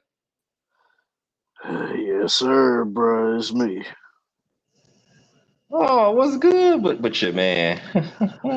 Man, nothing much. I'm just here at the house being sick as hell right now, but I'm here. Oh, what's good? But before we begin, let me give a special shout out goes to always paying the cost, not afraid to floss. That's why he's known as the final boss. Killer swag, getting that bag. Don't be caring about them price tags. Salute. What's good with you, my guy? Like I said, man, nothing much. Just out here, just living life. I mean, other than today being sick as hell, mostly I'm just working and living life, man. But I just decided to come through. I got some time on my hands. Yeah. What you sick from? Just regular? It ain't the flu. I know it's that time of the year. No, I don't have the flu. It's just like I said in the chat, like my head hurts and my body aches. But other than that, like I'm pretty straight. Ah, damn. I think somebody at my job had that. That's why they called off one day. Talking about they had a headache and stuff. I guess arthritis pain or whatever the fuck he was talking about. I have no idea, man. All I know is I ran into somebody that had the same thing happening to them on Saturday, and I think that's what happened to me. Yeah, must be that time of it must be that time of the year. Allergy Yeah, season. yeah, it must be, but tomorrow I should be straight. I'll be going back to work or whatever. But yeah, today I just couldn't do it. Yeah. I mean, you missed a great birthday stream. Your homegirl Melanie showed up. I just turned 40 back on the 8th. Oh, I mean, I saw bits and pieces of it, but of course, by the time when you was streaming, I was already in the air. I was, flying back home at that time. And then on top of that, I had to get ready to go to work that day too. So yeah. Yeah, well, I ain't mad at you. That was my first question. How was y'all 4th of July weekend? Oh man, it was bananas, man. Just being out there, seeing all the crazy fireworks, and then of course with the DJs that was rocking the party and stuff like that. Of course, the one DJ he could have played some better cuts, but all in all, it was a good turnout, man. What you expect with this garbage ass music we have today? I mean, he played some good shit, you know what I'm saying? But it was like, it was stuff that normally when we would rock to it, a lot of the party had a younger audience. And even though we don't fuck with the music that they play, we want to have at least everybody jump into it. And plus, they didn't even play like a lot of the Kendrick stuff until like later on into the party where we was about to get ready to shut it down. Kendrick? Not like us. Oh, that I'm tired of hearing that damn song. Well, I mean, they done played the hell out of it now, but me personally, I could never get enough of that song. But I can understand why people say it, but I mean, I went on YouTube and I found like some what they call mashups. Is where they take lyrics from present day artists and combine it with old school beats of years past. Oh yeah, I know about that. That's what I be listening to nowadays. I'll listen to present day artists' lyrics, but with old school beats. Like I found Kendrick Lamar's "Not Like Us" combined with Tupac's what was that? American Nightmares. Sound pretty dope. Oh yeah, Ain't nothing but a gangsta party. Yeah, They not Two like of us. America's They Most not like Wanted. us. Yeah, that was dope. That was dope. But yeah, I actually heard a mashup that they did with Tupac's "Hit 'Em Up" with his vocals on a "Not Like Us" beat. That was crazy. Yeah, they did that. Or they used Drake's diss track for Kendrick Lamar. Kendrick, yeah, Drake's diss track. Mm-hmm. Well, that's what I'm listening. I would listen to diss track. I mean mashups for the last 15 years. Oh yeah, I mean you it can't ain't go nothing wrong moving. with Go it, around since the early days of YouTube. Yeah, it's just now they're getting better at it because the technology done got better. But yeah, like mashup's been around for a long time. But yeah, I mean, it don't go wrong with listening to mashups. I hear a lot of mashup songs too. Some of them even sound better than the original. Yeah. Yeah, some of them do. Like, what's his name? Gunna. Fuck you mean? Combined with the motion of love beat. You know, do that one. Oh yeah. I heard a snippet of it. I never heard the full version of it. So, but I know what you're talking about. Well, I do have little bits of this. Well, I'm gonna say last year I did use bits of it for one of my opening intros. Matter of fact, here it is right here. Hold on, fair use. Drop that shit, DJ OJ.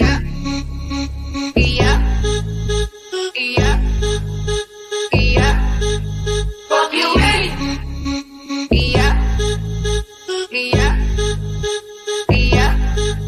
Fuck you, ready? Fuck you,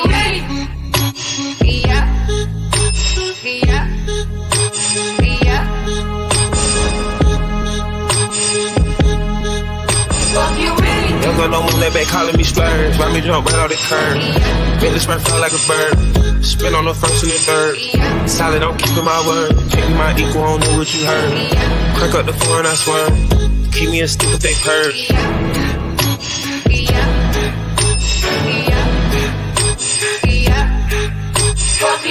Young girl, don't let they working my nerves. I'm about to pull some serve.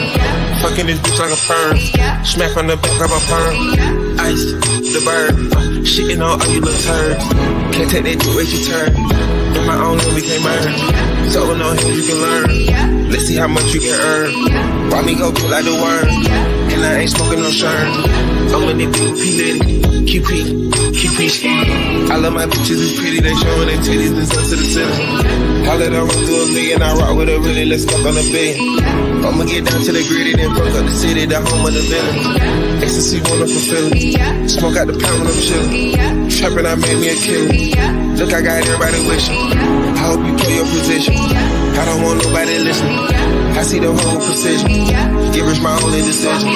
Young girl, no one let back calling me splurge. Let me jump right off the curb. Make the spread fly like a bird. Spin on the first and the third. Solid, I'm keeping my word. Taking my equal, I don't know what you heard. Yep, that's just bits of it. Oh yeah. I definitely remember hearing that though. Like, yeah, that's a cool little mashup. It is. That's why I chose it for my intro from last year. And I got some new ones. I already know which ones I want to use for this year. Right. Yeah, always got to be different, man. Okay, I mean, unless it's something that you know is authentically yours, it's always best to switch up every once in a while. Yeah, that's one thing I don't do. I don't use the same intro for every single stream. Right. I definitely get that, homie. So what? So what's the questions that you have for me? First of all, how was your? Well, I already asked how was your 4th of July weekend. Second question is, when are you going to make a documentary like you did for your birthday, talking about that old fireworks palooza from 4th of July? Or are you just going to put it on Instagram or whatever social media platform and just keep it simple? Shoot. I actually haven't even thought about that. I mean, I might turn that into like a little vlog or something like that. Because, I mean, I know Melody, she got to send me some clips. Melody and Blue, they got to send me some video clips and some pictures to go along with it. So if we do that, then yeah. But we actually was talking about like, you know, doing a whole 2024 year in review vlog and shit. You know, just throwing all that shit into that. So if I would push it out by the end of the summer, it'll probably be out by the end of the year. The end of the year? Really? Oh, here we go with this shit again. Making us wait. I'm just saying, man, because I mean we got other shit that we about to do too. So it's not like that was the end of it. You know what I'm saying? Because like in November, we supposed to be going on that Rock the Bells cruise. So that's what I'm saying. Damn, y'all just all over the world. Yeah, man. We going to Rock the Bells cruise. We gonna be on that boat with a lot of celebrities and stuff like that. And then we go into the Bahamas. So that's what I'm saying. Like, so it probably will be like maybe after a little while after I come back from the cruise or something, that I'll put something together and, you know, just do something there. That way, because I know after November I ain't going nowhere for a while. So, Yeah, Thanksgiving, my guy. You better spend time with the family. oh no, I'll definitely back home before it ends. Shoot, that's come on now. Yeah, that's what I was wondering. Are you gonna do a documentary like we did for your birthday last October? Yeah. I mean, you know what I'm saying? I mean, who knows? I might, you know what I'm saying? Like I said, I gotta hit Melody up, just hit Blue up, and have them send me some video clips and some pictures and stuff like that. You know what I'm saying? Then I could just throw them all together and of course add some music on top of it so that way we don't get dinged for copyrights and stuff. Yeah. Well, you got to watch out for that. I've had a few copyright claims. I don't know if they're claims or strikes or whatever, but I've had to resolve those issues. Well, if it's a claim, then they're not gonna like strike down your channel. It's just like if like let's say if you was able to be monetized or something, you just wouldn't get paid for it. Well, that's the thing. Unlike you and Melanie, I'm not worried about being monetized. This is for the shits and giggles, the entertainment and education aspect. Bringing people together is my goal with this stuff, and having Well, good then you discussion. I don't straight care about there, damn money. shoot. Well, then you straight there. Now, I will I accept mean, you cash keep apps getting every hit with now. copyright. Yeah, Cash App I'll- definitely. Now, I will accept cash app donations every now and then, but that's the most I'm doing. When I get my super chats working, then I'll rely on that as well. Well, you But know you I'm gotta not big get up time. to well, you know you gotta get up to at least 500 subs to get the super chats things going, and you gotta reach at least 4,000 watch time hours. Damn. Yeah, I'm not big time like you and Sweet Melanie, so that's gonna be a while. I just started this stuff. What was it, last August or September? So I'm only less than a year into this. Yeah, shoot, man. If it wasn't for all this damn traveling and stuff, I'd have been doing hell. I would have been on this shit a lot more often. But shit. But I know I'm Trapping. gonna have to get back to this shit. Yeah, You said traffic or trapping?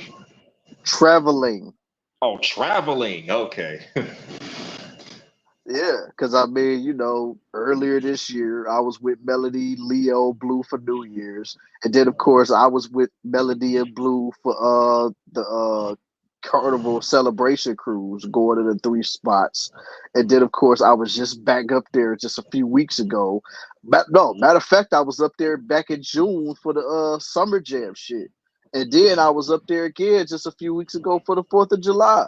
So like I said, I've been in and out. Like I haven't really been home like that for real. Like shoot. Yeah, you all over the world and back. Yeah, man. And then like I said, it ain't even over yet. Cause like I said, I got November to look forward to. And believe it or not, it's not even that far off. Bro, we're still in the month of July, so yes, it is far off. We're still in the middle of summer. Let's get through summer first, then we're about the fall and winter. Dude, we about to be in August on Thursday. Wait. What's today's date? Yeah. Today is the 29th. Technically, okay, it's the 30th. It's the 30th. You're right, damn. Yeah. Like I wish we were still, you know, back in the early to mid Julys or something like that, because I don't really want the summer to be over either. But I actually pay attention to the time, so. Yeah, I've been paying attention to the times. Yeah.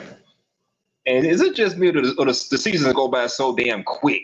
I don't know. Oh yeah, definitely. It's been going by quick, at least in my eyes, for the past few years. Yeah, for me too. But I guess maybe because, you know, we're not kids anymore. We're grown adults. We're not in college no more. So yeah, we don't look at it the same anymore. It ain't like college where we go out, have summer fun with our homeboys and homegirls, but we still do that, but not to that same level. So yeah, it goes by quicker because we're busy working, we're busy making money, doing this and the third, working our YouTube platform. So yeah, it's gonna go by pretty quick compared to the early days we just dragged on. I mean, someone used to drag. Oh yeah, definitely. Even when I was in college, as a young adult, summer dragged. Oh yeah, but shoot, now that you look back at it as a 39 or 40-year-old man, it's like, damn, where did the time go? Because back then it probably felt like forever, but now looking back on it, it's like that shit actually did fly by. Yeah. If this was at least, I'm gonna say at least 20, I'm gonna say 15, 20 years ago, me and my boys be hitting up a club right about now. 4th of July weekend, yeah, we gonna hit up some spots. This was at least 15 years ago, 15 to 20 years ago, 2003, 2004, 5, whatever the hell. Oh yeah. Shoot. All I know is every single year after high school, I was always out and about in the summer times and stuff like that. So yeah, I know exactly what you're talking about. Yeah, but now we're busy working, taking care of our. Well, if you got kids, well, we don't have kids of our own, but hey, those of us who got kids, focus on them. Mm-hmm. Yeah, got to worry about us. I mean, just worrying about responsibilities, period. You know what I'm saying? Whether if you got a family of your own or you just taking care of yourself. Yeah, it's like it goes by so quick. Yeah, it's like you can't even. Yeah, it's like you can't even sit by and just stop and smell the roses and stuff. It's just like it just shoots right on by you. It's like, damn, man, can I just sit and just revel in this for a minute? Like, shoot, I know I gotta get old, but don't push me to it right quick. You know what I'm saying? Let me slow walk it first. Yep, that's how I be feeling every summer for the last 5, 6, maybe 7 years. Like, can I enjoy the summer without bullshit? Right. Oh yeah, it's always gonna be bullshit in the summer. Yeah. And I don't know if you heard this, but here in Chicago, back in Chicago, I heard some people were shot at while hanging out at a gas station early in the morning, late at night or whatever. Oh no, I heard about it. Damn. First of all, what the hell are you doing at a gas station at 3, 4 in the morning? And why would you go there knowing something gonna pop off? It's like, whew. I mean, some people just be looking for trouble, man. Like, but why would you start something at a gas station? And then on top of that, like, you go shooting at a gas station, and you know a lot of these dudes really don't know how to aim. So let's say if they was to hit one of the pumps and stuff, that whole gas station would have been up in smoke. Yep, that's exactly what I was thinking. What if you shoot up a gas tank or gas pump and you blow the whole station up? Then what? Mm-hmm. So then you would have ended up taking out people that didn't even have nothing to do with what you was there for in the first place. Mm-hmm. The people that worked there at the gas station, the people that was probably in there buying lottery tickets, people that was in there probably buying cigarettes or pop or whatever, like, or people that just go in there to actually get gas. You go take all those people out just because you wanted to take somebody out. Man, get out of here. Yeah, that is dumb. That's probably why they went to the gas station thinking that, oh, well, ain't nobody gonna shoot up a gas station, they'll blow somebody up. You think people give a damn? Man, shoot. That's why I tell anybody. That's why I tell anybody, man, if you go to the gas station, especially that late at night, man, just go to a gas station that's somewhere in the suburbia. Don't go in the hood, because you know most niggas don't sleep. So if they really want to find somebody, they'll be up at 4 in the morning trying to look for somebody. So just take your ass to somewhere in the suburban town where you know the police gonna be out lurking all hours of the night. Just go over there. Yep, and that's what I'm doing. I'm currently living in the suburbs in my own place. And yes, I go to the gas station. I go to the gas station. I see the police. I see at least one police car posted outside the gas station. Like, okay, I feel safe now. Yeah. Getting gas at 12 o'clock in the morning. Smart man. Mm-hmm. You know, if I was back in Chicago, nowhere in hell would I be doing that. You be stupid too. That or you just got a death wish. For some people, it's the latter. They just don't care. Yeah. I mean, they don't care until they actually have to face that final breath. Mm-hmm. Cause see, a lot of people could talk all that mess about, oh, I ain't afraid to die, man. I could die. It ain't nothing to me. Like, it is what it is. But once you actually on the ground and you trying to hold the wound that's in your chest or in your neck or something like that, and then you hit with that realization that if you close your eyes, that's gonna be your last time, brother. This is ain't no going back. This ain't like GTA. You pass away and then you right in front of a hospital to restart the mission. No, that ain't gonna be like that, bro. Like Nah, once you up out of here, you up out of here. yeah. That's what people need to realize. Yeah, exactly. And then like, I mean, come on, man. If you messing with somebody that's in the streets, you may be able to take that person out. But what makes you think that this fool don't have his homies that's gonna be coming looking for you? It's a never-ending cycle. Yeah, and that's why I try not to start no BS with anybody, because I don't know who you know or whatever. Who gonna try to come after me and my people? Right. Like if you and me kicking it, whatever, somebody get in your face, I'm like, swag, don't even bother. If I had my way, I would. You have seen me kick this fucker upside his head. I'm like, nah, he probably got homies on the side. It's not even worth it. Right. I mean, I definitely understand that. Like, it's always best to try to de-escalate a situation before it gets to a point to where it can never really de-escalate. Yeah. Because, I mean, one thing that we as men already know is that depending on how you talk to a man, emotions can run high. Like, see, this is the thing. This is the difference between a man and a woman. See, when a woman could talk shit to another woman, they could easily go back to cackling and talking shit to each other and be like, girl, you're so stupid, blah, blah, blah. But if a nigga talk crazy to another nigga, nah, them are fighting words, or we going to the trunk to go pop and get the toolie out. Oh yeah. You ain't lying about that.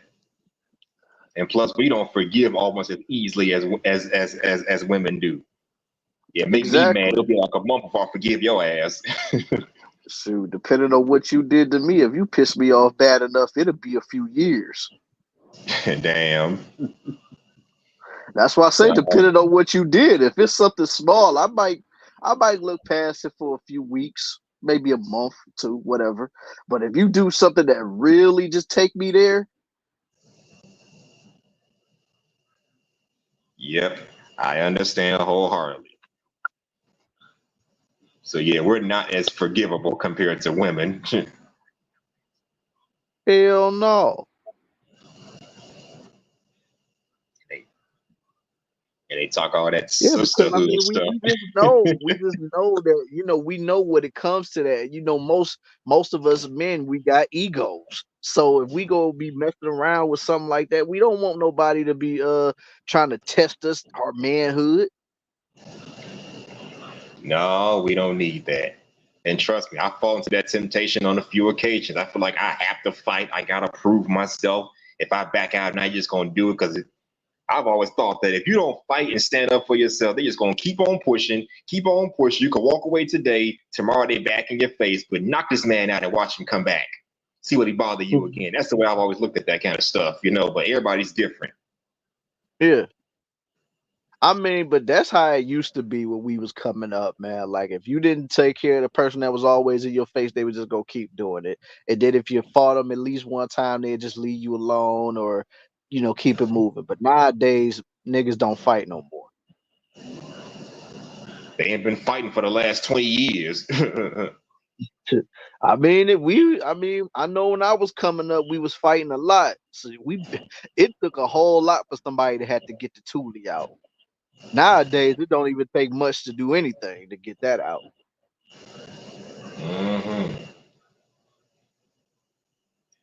And I'm pretty sure when my man Trey Ferg was up here back in his day, we got the chains and whips out when it was time to fight. The chains, the pocket knives. That's how we solved our problems. Pocket knives, baseball bats, all that, man. Yeah, the baseball bat. What else did they have back in those days? Man, shoot. They had so much stuff, man. It's crazy. They had so much. But I mean, it was a hell of a lot better than just having a gun. You know what I'm saying? Like I said, you would really have to take somebody to that place in order for them to like get the toolie on you.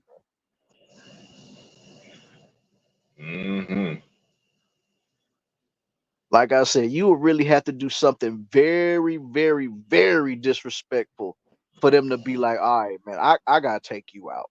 Because 9 times out of 10, if you was just on some disrespectful stuff, no, they just want to knock you out. They just want to beat the crap out of you. They'll even stomp you. but they'll leave you alone. Like they not gonna take you out off of a fight. But nowadays, like, ah man, you can just say, man, your breath stink. Pow, pow, pow. That's it. Who are you talking? Your breath stink. No, I'm just saying, that's how it is. That's how easy it is for people to get popped nowadays, man. Like it could be something that don't mean nothing, and it could end everybody's life just off of something so dumb. When I was doing security, I had a guy get mad at me because I was standing next to his car watching just to watch the goddamn parking lot. I'm like, seriously? This was some 10 years ago. And we were told not to start BS with these customers. Okay, I get it, but what's this guy's problem? Right. Yeah, it's a man. lot of stuff going on out here. Oh yeah, there's a lot of that stuff going on. It's a lot. And shoot, right now we basically at the point of no return when it comes to that mess.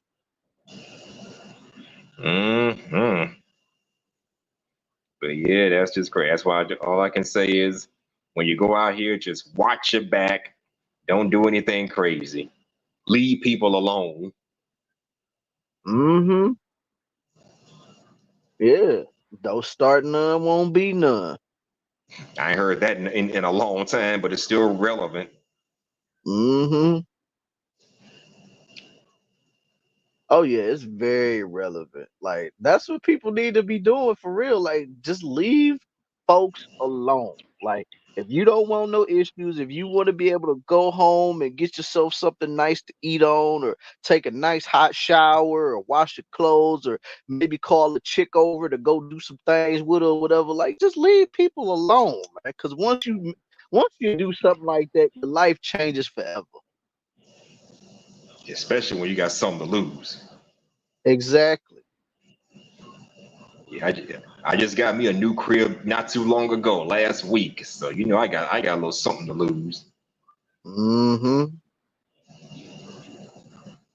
you saw the little short I made. Oh yeah, I saw it.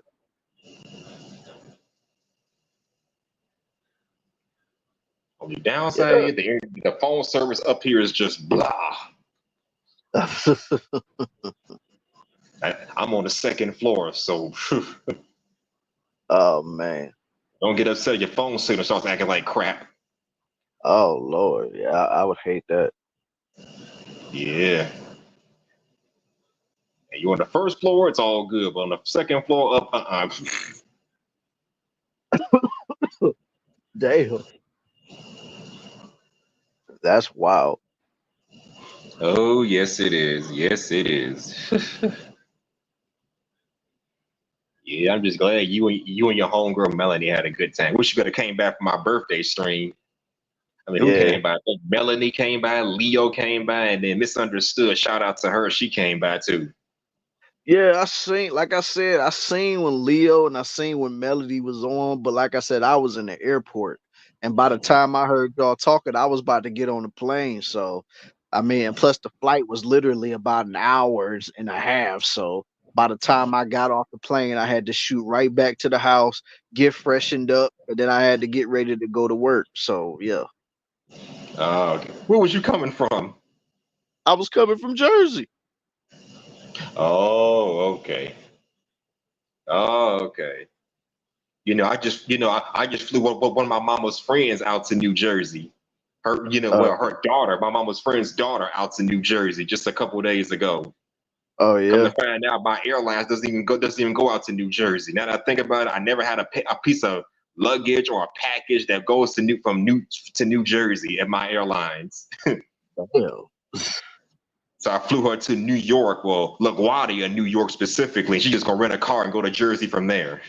I mean, it shouldn't be that far because I mean, New Jersey and New York is literally like 30 minutes away from each other. Well, from her, when she Googled, it said 42 minutes. Still ain't far. Shoot. Yeah, that's the thing about I work for Midway at Southwest. They don't go everywhere. Now, American Airlines, they go all over the world. Yeah. Well, I fly United, so. Yeah, they go all over the world too. I know.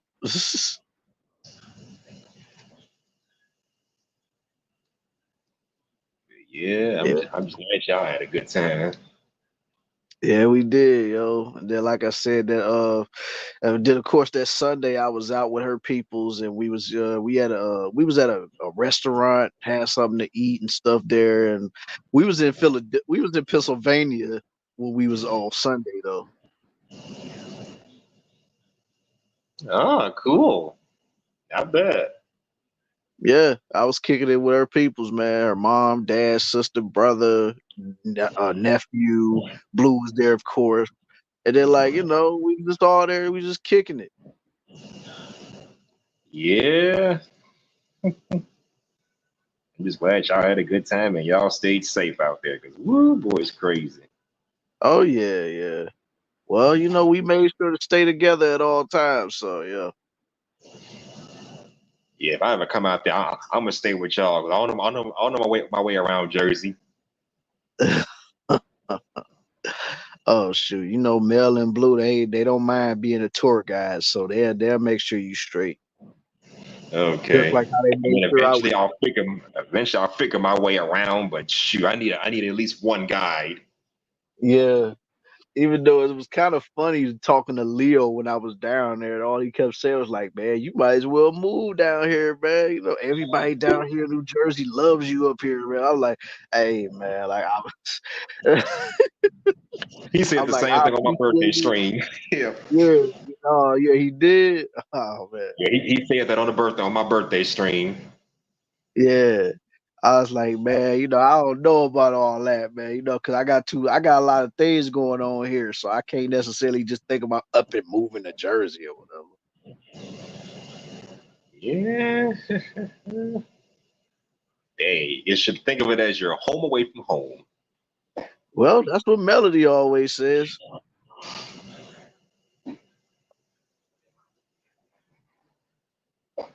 Yeah, that's the best way to sum that up. Oh yeah, she always likes to call it my second home. Shoot.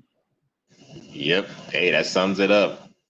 You're like the big brother she always wanted. So hey, she's the little sister you always wanted. Mm. What was you about to get ready to say? I had another. Oh yeah. When is Grown and Sexy Conversation coming back? That's my next question. It's crazy because me and Melody was on the phone the other day talking about that. Like,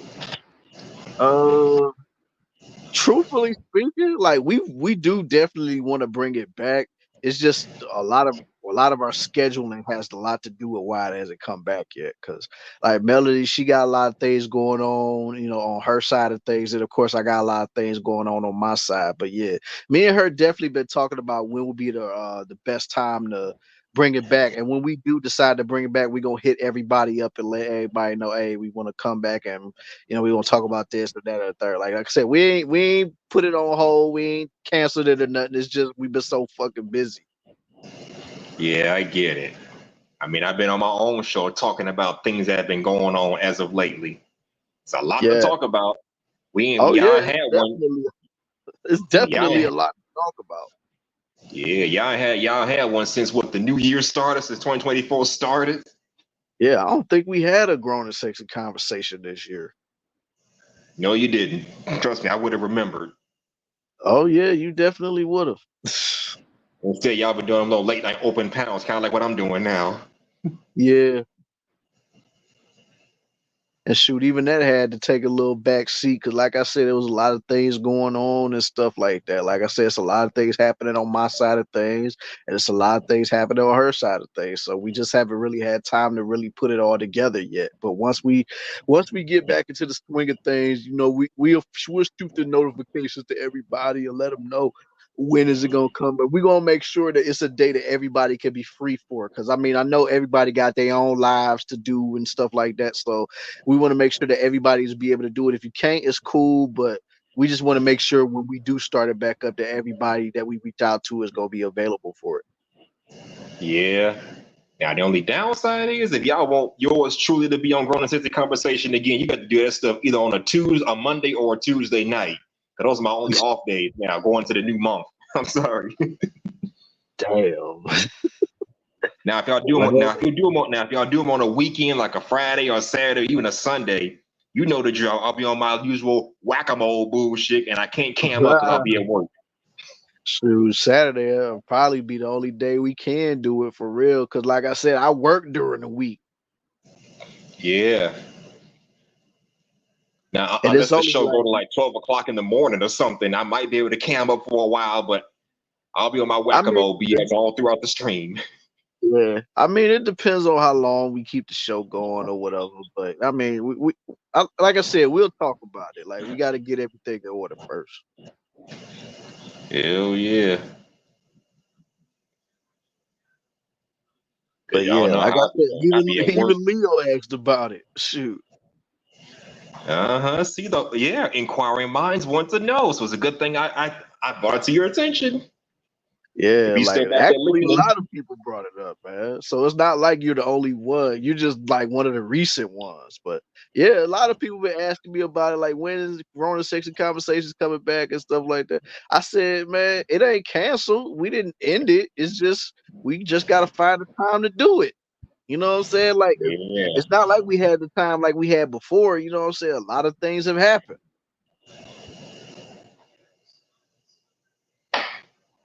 Okay, well that makes sense. I mean, we all got lives outside of all this, so I ain't tripping too much. Right. Like I said, And then, just due to changing my schedule, I may or may not be able to tune in. Even if I do, I'll be on my whack-a-mole bullshit and I won't be able to cam up. I mean, like I say, man, I already said it. If you don't have the time, we know what you got going on over there, whether it's from your job profession or whatever. Like if you can't make it, we'll feel sad about it. At the same time, we'll understand. Like it's not like we gonna hold it against you and be like, H&M ain't showing up because he working. Like what? He doing what he gotta do, you know? Yeah, if I don't need Melanie getting mad at me again. Oh boy. I mean, if she knows that you're working, man, I don't think she gonna get too bad about it. Like now, if you just flat out said you wasn't coming at all, just for the fact you wasn't coming, yeah, she probably be mad then. But just because like you gotta work and stuff, she probably ain't gonna hold that against you. Yeah, she's cool people.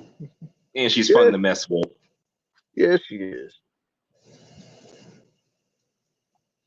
That she definitely is.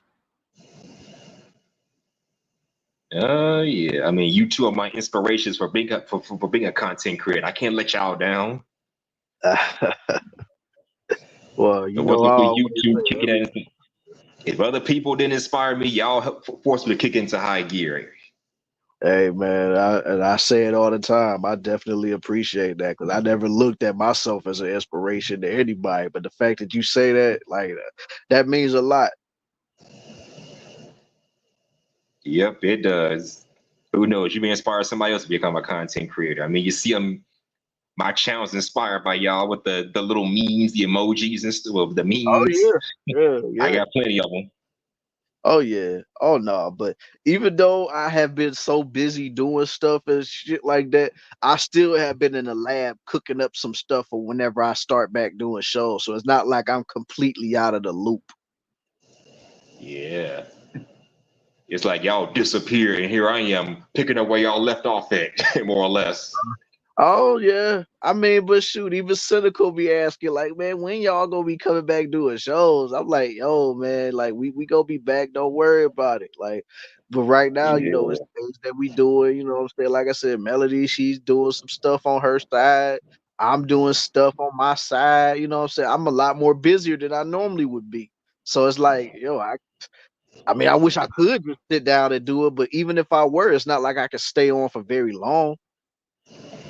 Yeah, it makes sense. Makes sense. You know what I'm saying? Plus, when I come back, I want to make sure I give the people my all. You know what I'm saying? I don't want to just half-ass it or just, you know, just punch it in and be like, oh man, you know, welcome to Killer Swag Show. Blah, blah, blah.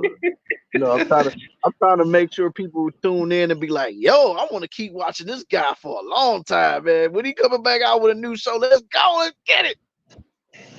Oh, you're damn right. Yeah. Yep, salute to Cynical. Her and what's the name? Angela Sieben, my top tier supporters ever since then. Oh yeah, they always support.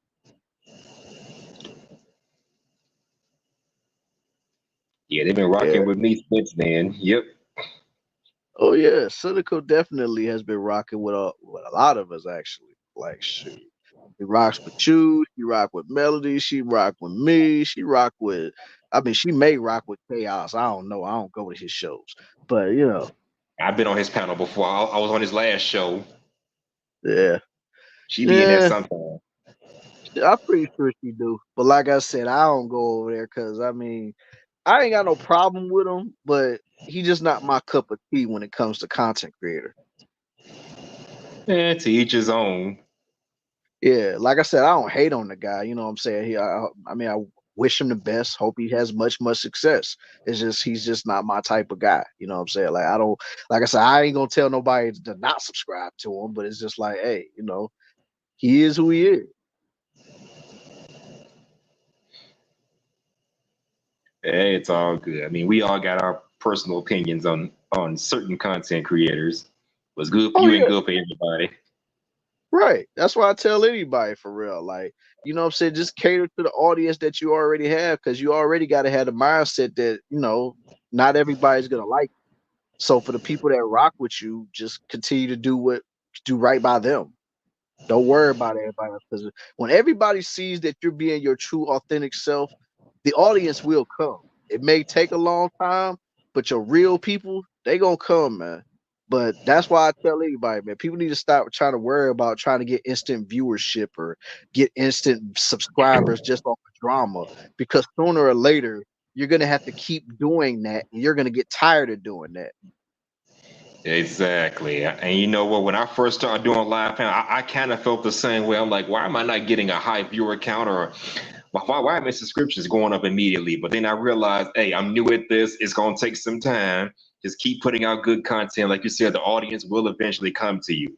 It took about a month, or I'm going to say at least a month and a half, maybe damn near 2 months worth of streaming before I finally got some decent viewership. So it happens. Yeah. And plus, my show were underdeveloped. I didn't have all this Yeah. slick memes and stuff, intros and all that stuff at the time. So it was just basic. I upped the ante a bit. Yeah. Even though I don't like using it because it's so cliche, but literally trust the process. Yeah, sometimes you just gotta let it flow. Right. But I can't say I was expecting to get big immediately, but you know, the way I'll be hopping on panels left and right, up and down, you think they know me by now, but that's all. What Right. about how come I'm not growing just yet? But like you said, it's gonna come over time. That and plus, I mean, I don't know. I know you go on a lot of people's panels, but like, do you advertise your channels on those people's panels? Well, I put my channel in the back chat or the comment section. That counts. Okay, well, that is something. I will say that. And plus, some of these content creators don't allow people to advertise their channels. Some of them don't Yeah, do that that. is true. That is true though. Like some of them really don't. Like unless you're like a mod or something, they will not let you advertise nothing in the chat. Like you can't just go on Chantel Simone and be like, subscribe to Killer Swag and Sweet Melody, Kill 'Em Sweetly. No, it don't work like that unless they know you like they're your mod for them. Oh yeah, cause shoot, I remember when I was first starting out, and one of my homies, when I was just starting my channel and start making content for my stuff a year ago, one of my homies decided to like advertise my channel on Sexy Red's channel, and they said not only did she took it out of the chat, she took the niggas wrench from him. See what I tell you? And shout out to Sexy Red, getting that bread fine as can be. Enough said, but she's a bit sassy herself. Yeah. So Yeah, you just can't come on somebody's channel doing that. So some content creators will not allow that. So that could be a bit of an issue. Yeah. I mean, I get it. You know, it's their platform, their rules. You know what I'm saying? You got to go by what they set out there. You know, can't really complain about it unless you got your own.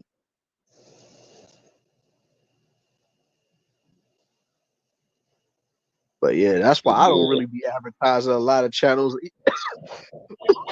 either, unless like I really rock with you. And that's the way it needs to be. Imagine somebody just came on you or Melanie's show advertising their channel, but you don't know this guy from a can of paint. How would that make you feel? Oh no, they would definitely get the boot right then and there. Like, no, you don't get to do that like that. Cause like one, I don't know you, and two, like the people that are watching you, some of them may know you, but the majority of them don't. So you're not about to be mooching off of my subscribers or my people that watch just so that you can get your followings up. Like, no. Yeah. Makes sense So to no, me. I definitely get it. You know what I'm saying? Like now that I do got a platform, oh no, I'm not going to let a lot of people just advertise on my platform to try to get their numbers up. Like I said, if I rock with you, yeah. But that's because people know that I rock with you. But if I don't know you like that, or if I don't rock with you, no, you're not advertising nothing on my platform. Yeah, it makes sense. And that's not sexy rich being her sassy self. It makes sense when you think about it. You can't just come on somebody's platform advertising your channel without their permission. I think Dee Dee Wood, shout out to her, said the same thing happened to her some years back. Trying to advertise their channels without her permission. Yeah. Yeah. They can have I the see Shinto Dee Dee don't Simone be as well. streaming that much no more. So what? I said I see Dee Dee don't be streaming that much no more. Nah, she don't. I mean, she did a stream, I think last week or whatever. Yeah, but it looked like she doing more solo shows than panel shows. Oh no, she had an open panel last. What was it? I think it was either Thursday or Friday. She had Friday she had a show. It was Saturday. She had an open panel show, but she required everybody to cam up, which I hate for obvious reasons. I'm like, damn it, Dee Dee, you want to make everybody cam up now? She trying to eliminate the trolls. I mean, trolls gonna come and go no matter what. I mean, true, but you know, when you cam up, it kind of eliminates it somewhat, unless they be on some stupid stuff like, you know, prawn bombing and whatever. Oh yeah. Yeah, we don't need that. That's why I put the banner up there, just to make sure, kind of like what y'all be doing. Oh yeah, shoot, that's what a lot of people do. You know what I'm saying? Like just to keep it, you know, on the up and up. That way, once they cam up and we see that they're a real person, then we can take the banner down. You know what I'm saying? But just know, even if I don't know, even if you do cam up, I still got my hand on the button, to where if you do something stupid, I will kick you off. Yeah, makes sense. But the thing is, I've been rocking with Dee Dee since what, 2021, 2022, almost over 2 years of rocking with her. She knows who I am by now. A lot of us, me, it ain't just me, it's me and what's his name, Trey Ferg, same thing. Rocking with her for over 2 years, whatever, whenever she started doing streaming. So she knows us. So why do we have to cam up? Yeah, I've been seeing Trey Ferg cam up though in a lot of places recently though. So well, that's his default. That's his default thing. Classy be on her channel too sometime. Oh yeah. But yeah, we know she knows who we are. So I'm like, damn, we got to cam up now. Even the people that are the A1 day ones. This is new. Yeah. I guess she just want people to have more engagement and actually the people to actually see who she's talking to rather than just to see a bunch of boxers. Yeah, at first the rule was you got to have a picture of your avatar just to be on her show, which I guess made sense. Either take a picture of yourself or get some custom picture. Like I use AI pictures. Sometimes I use DBZ pictures. I got a whole bunch of them. You may see this today. You may see this one day. Yeah. Yeah. I got a whole bunch of them that I use. That was the golden rule back then. Oh no, I definitely get it. You know what I'm saying? You just can't have just a blank space for a picture if you come on there, because that's a clear indication that you might be on some troll ish. Yeah. Yeah, I think someone peep-bombed Miss Mona's panel some time ago. Shout out to my British sister. Someone got her as well. You know how egregious she can be. I'm surprised she didn't say how much she liked it. Damn. It was some overweight dude, so no doubt she didn't like it. Oh, okay. Oh. And I had the misfortune of seeing that for myself. I wasn't on the show, but I saw the replay. I don't think I was on the show. Oh my God, that's disgusting. There it is. I'm like, what the hell? You know how crazy Mona can be, but even she don't tolerate that. Right. Again, salute to my British sister. She's back there listening. She probably somewhere listening in the clouds because I know it's probably the either the afternoon for her over there. So It's 1 o'clock where I'm at. It's probably like 6 in the morning where she's at. 6 or 7 in the morning where she's at. probably. It's a 6-hour difference between us Americans and the UK. Oh yeah, it's probably the early morning or something over. I don't know how it work over there, but I know it's like hours ahead. That's what I know. Yeah, it is. And shoot, Someone and then P-bombed speaking to Melanie last year. I mean, not last year, this year. After I done hopped off the damn panel, I'm like, damn. yeah, a couple people tried to do that, you know what I'm saying? And one of those people actually tried to do that by using one of my pictures. Really? Yeah. It was like when I think this was before me and Melody was even like working together as far as like doing shows and stuff.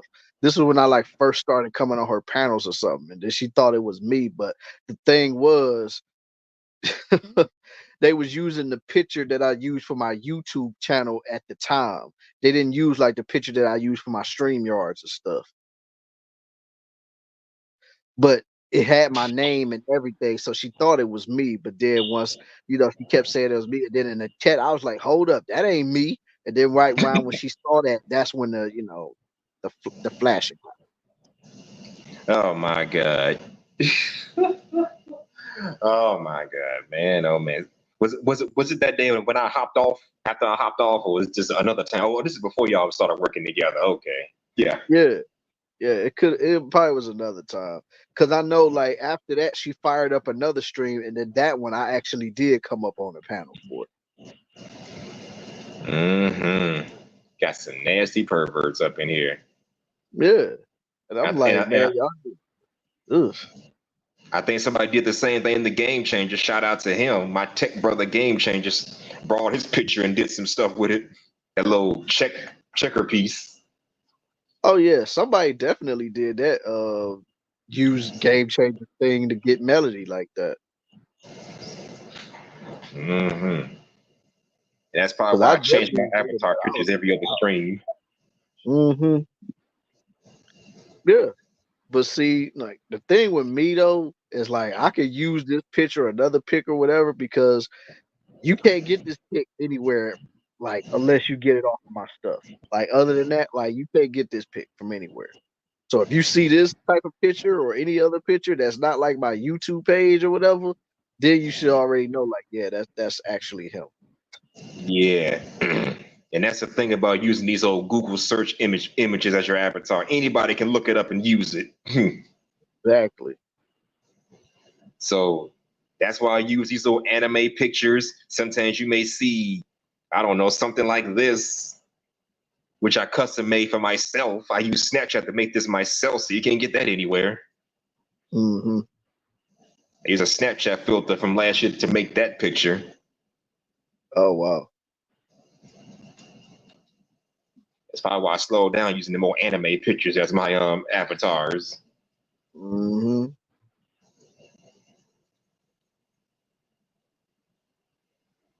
But yeah. I see y'all. What's so funny? No, I was coughing. Okay. All right. I'm finna play this little Joker quote right here. You know the Joker from the Batman. Will listen to some of his deepest quotes and let me know what you think of this. Fair use. The Joker once said, "It's better to be slapped with the truth than kissed with a lie. Never hide your bad side to make someone stay. Show your bad side and see who will stay. You know, someday someone will break you so bad that you will become unbreakable. Why should I apologize for the monster I became? They didn't apologize for making me this way. Remember, I'm not heartless. I just learned to use my heart less. And if you aren't following the Vossen Project, then you're probably never going to see us again. If you are, congratulations, you're growing every day."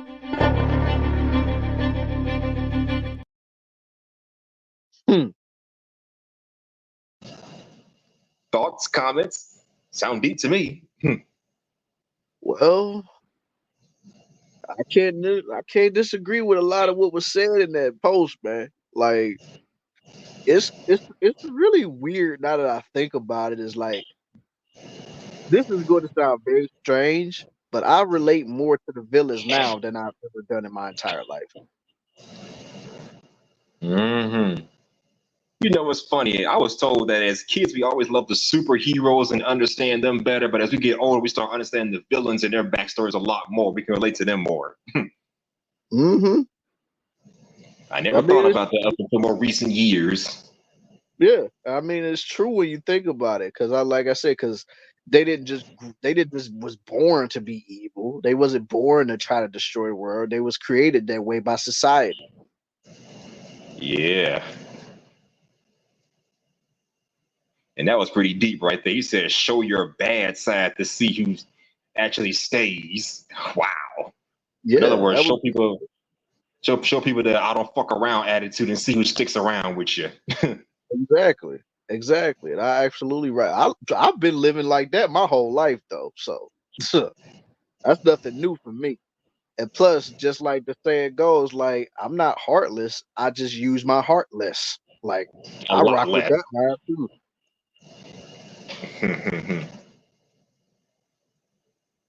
And the people that made you this way don't want to own up to it. Exactly. They don't. Like they don't want to do anything until you put a barrel in their face, threatening to take their soul away from them.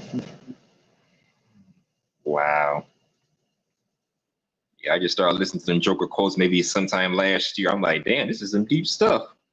The Joker be spitting facts. Yeah. Shoot. When you really think about it, a lot of these villains be speaking some of the realest stuff that you could ever imagine. Of course, as a kid, you look at it like, oh, they're bad people, blah, blah. But then once you get older, actually listen to what they be saying, it's like, wow. Like, I still rock with the heroes, but I actually could agree with the villains. Mm-hmm. Because, I mean, hell, look at Thanos. Like, everybody hates Thanos as a character, but when you actually listen to him talk, it's like, I can agree with that. Yeah. I found one of his quotes, but I couldn't download it, unfortunately.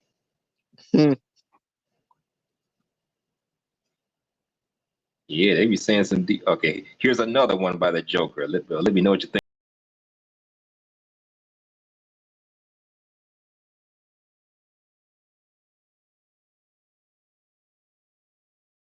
Five men you must avoid. You may want. The Joker once said, It's better to be slapped with the truth than The Joker once said, If people treat you like an option, leave them like a choice. Yes, I'm a nice person, but you've crossed the line too many times. They said I changed a lot, and I said a lot changed me. When trust is broken, sorry means nothing. Before you judge me, make sure that you are perfect. Be careful who you trust. Salt and sugar look the same. Sometimes you just have to play the role of a fool to fool the fool who thinks that they are fooling you. I smiled again, not because I was happy, but because I was strong. If you're not following Verizers, you probably won't see us again. If you are, congrats. Another famous quote. Those are deep quotes. Yeah. Play the role of a fool just to ferret out those trying to make a fool out of you. We've all done it at least once. Oh, yeah. We've all done it at least one time in our life. Yeah, you get the sense somebody's up is on some bullshit, but you go along with it anyway just to see where it goes. Like, I knew it and I was ready. Mm-hmm. Definitely. Sometimes you just gotta let people think they got one up on you until it's time to pull the curtain.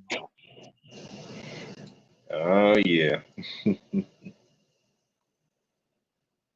That'll be like you having police outside your house waiting for you just to meet up with somebody. In case something go wrong, there they are, trying to ferret them out. Right. Like going undercover, whatever they call that. Hell no.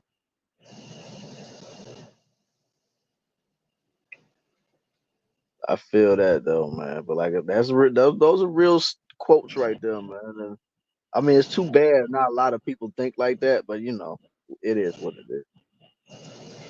Yeah, it is.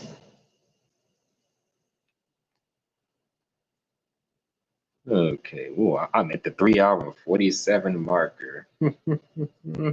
This was my first late night stream. Maybe I'll do more of these in the near future. Yeah, maybe you should get more people to come around. Yeah, normally I don't do open panels. I don't have that big of a following, but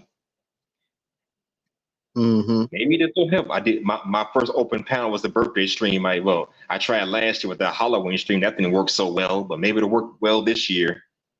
Yeah, maybe. So maybe I'll turn this into a thing until the end of the summer. Late night summer hype, I'll call it. Right. Yeah. H&M's late night summer hype. Yeah, or just put it H&M Summer Nights. We'll work on the name. You know that song Late Night Hype by Compton's Most Wanted? That's where I got the inspiration from. Yeah, I know the song. That's where I got the inspiration from. I mean, hell, at least you got it from a good place. Yeah.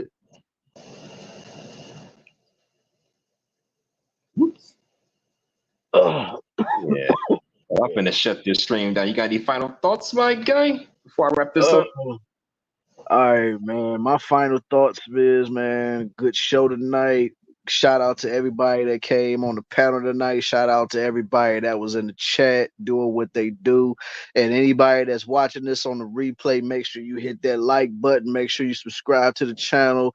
Turn on all channel notifications. That way you'll know the next time H&M goes live, whenever he does, whether he be in the morning or whether he decides to do another late night show, man. So just go ahead, support.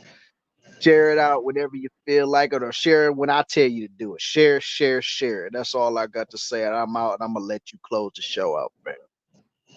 Not a problem. Like, comment, and subscribe to Killer Swag's, I call it Killer Swag's Security District, but we all know what it's called. Make sure y'all like, comment, and subscribe to my guy Swag. He's coming back with some great content. Appreciate it, man. I definitely do plan on coming back with some great content, so be on the lookout. I look forward to it. All right, take homie. care, my guy. All right, deuces, homie.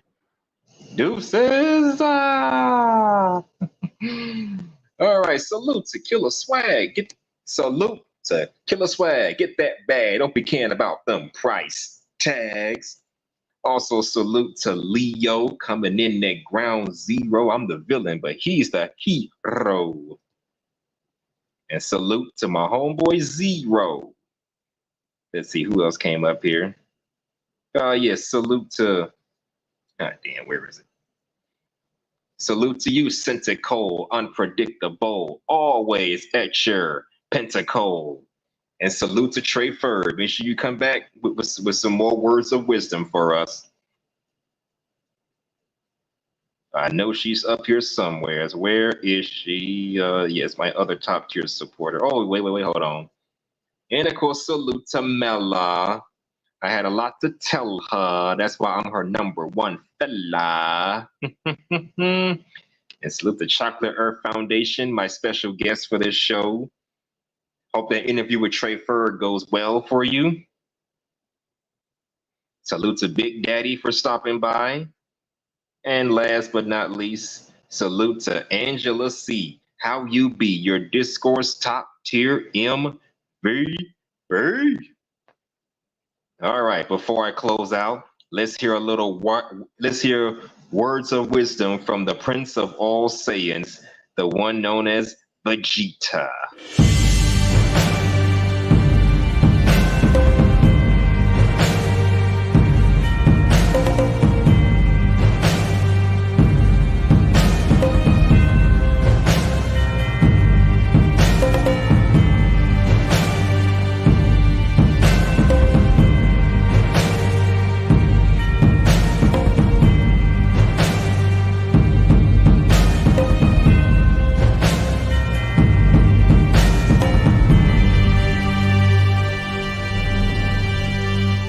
We've all gotten our hearts broken because we thought this girl was different from the rest. If you haven't gotten your heart broken yet, trust me, it's coming. We paint certain images of how amazing and perfect this girl is because you don't know any better. You think this girl will never do you any harm because you treat her like a princess, and you think she will love you forever. You're so in love with this girl that you just ignore all the negative signs she shows you. Have you ever sat down and wondered why is she doing the things she is doing, even though you're giving her the world? You are a fool if you think a girl can never ruin your life. It doesn't matter how beautiful or nice she is to you if you ignore these toxic red flags in a girl. You will pay the price in the future when you see that girls aren't as nice as you picture them to be. Remember, girls are meant to sell you purity because they know deep down this is what makes you interested in them in the first place. This is what every man should be aware of. Male friends. When you let your girl have male friends, you're just asking to get cheated on. People around you will call you jealous or insecure, but the truth is that her male friends are waiting for the perfect opportunity to gain some sexual access to your girl. Whenever you get into a small argument with your girl, she goes to her male friends for support. This is when she is most vulnerable and easily manipulated into believing you are the bad person. What do you think that guy's true intentions are? It is only in the modern world that people pretend that sexual tension does not exist. Truthfully, female friends in the first place as a man is a waste of time. Women know they can extract resources from different men in their lives without giving anything in return. But whenever the opportunity is right, she will use her sexual power as leverage to get anything out of a man. Sooner or later, she will let her guard down, and something sexual is bound to happen. All it takes is a couple of drinks in her system to sleep with your best friend. Then she will come to you saying it was a mistake, and she promises that it will never happen again.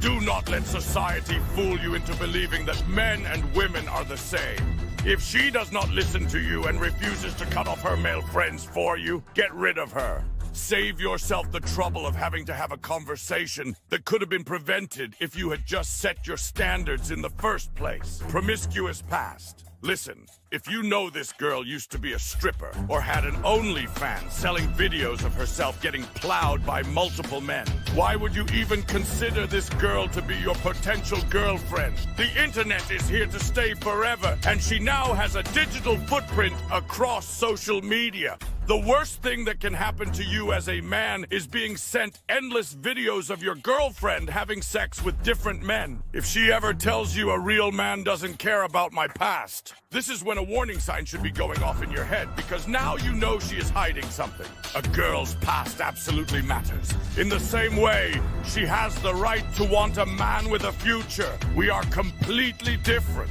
and we are looking for different things from each other. No man wants a woman who has a high body count, and the modern world will call you insecure for not accepting a girl with a high body count. These relationships never end well and are destined to fail because deep down, men love exclusivity from a girl and don't like that other men can see their girl naked. The more sexual partners a girl has, the more her value diminishes because women are not designed to have multiple sex partners. This is why when a man can get multiple girls, he is respected. Because getting girls isn't easy, and it shows that you bring some sort of value to the world. On the other hand, a promiscuous woman is not respected because sex is easy to come by if you are a girl. There have been studies showing that the more sexual partners a girl has had, the more difficult it is for her to form a bond and deep connection with a man. They are emotionally damaged, and there is nothing you can do to save her. So stop trying to save these girls who don't want to be saved and are lost forever. Disrespect. If she makes fun of your goals and believes you won't be able to accomplish a certain task, get rid of her. If she doesn't want to be part of your journey, let her find someone else who will tolerate her bullshit. The same goes if she ever raises her voice at you. Some guys let this fly and let their girl talk to them a certain way. Letting her throw small insults at you when she is angry should never be allowed. Sure, she can be mad all she wants, but who does she think she is talking to? This type of disrespect may seem small, but over time it will add up and she will make your life a living hell. Do better and find someone who will not give you a headache and support what you do. There's nothing worse than to be with a girl who is constantly nagging and makes you feel less about yourself, always seeking attention. I strongly believe that a girl who loves posting half-naked pictures of herself on the internet while being in a relationship with you is a sign of disrespect. The amount of likes and comments she gets on her post determines how she feels, and she lives off of this attention. I believe that if she is with a man whom she truly loves, admires, and respects, she won't feel the need to be posting these types of things, because she knows it can annoy her boyfriend. If she wants to constantly go out with her girlfriends to the club and get endless attention from other guys, stop wasting your time with her. All it takes is a couple of drinks in her system to sleep with Tyron while your dumbass is sitting at home waiting for her to come home. Have some self-respect and let go of these types of girls, because I guarantee she will end up breaking your heart. A way to see if she loves attention from other people is if you bring her around your friends and she likes to always be the loud one. A feminine girl will keep her mouth shut and only speak when spoken to. It is very attractive to be with a girl who is quiet and never tries to emasculate you. A masculine girl will seek the approval of others and will always try to talk over you. Doesn't take care of herself. Have you ever been with a girl whose car is always dirty and is never organized? There are a lot of beautiful women who may seem cute on the surface, but what do their room and hygiene say about them? Many of the girls that you think may be beautiful are the dirtiest of them all. You might not even know it, but these types of girls are also the ones who sleep with multiple men. Be careful and don't catch anything when dealing with these types of women. Use them for recreational use only, but never take them seriously. This last one may trigger some of you, but it's the biggest red flag of them all. Single mothers. Listen, no one ever really wants to be a stepdaddy, because deep down, men don't like to take care of something that isn't theirs. Some men settle with these types of women because they are not aware that being with these women can bring them problems. Unless the baby daddy is dead or in prison, that kid's father will always be in his life. The only reason she is with the loser who accepts her child is because she knows he might be able to provide some sort of value to her life. These women come with too much baggage, and they will only bring you headaches. It's only a matter of time until the baby daddy comes back into the picture and decides to sleep with your girl. Single mothers are for recreational use only and should never be taken seriously. Find yourself a girl to start your own family with. There's a reason why she is a single mother. She is either super annoying or super masculine, and no one wants to deal with her. Do not ignore these red flags, or else you will suffer the consequences.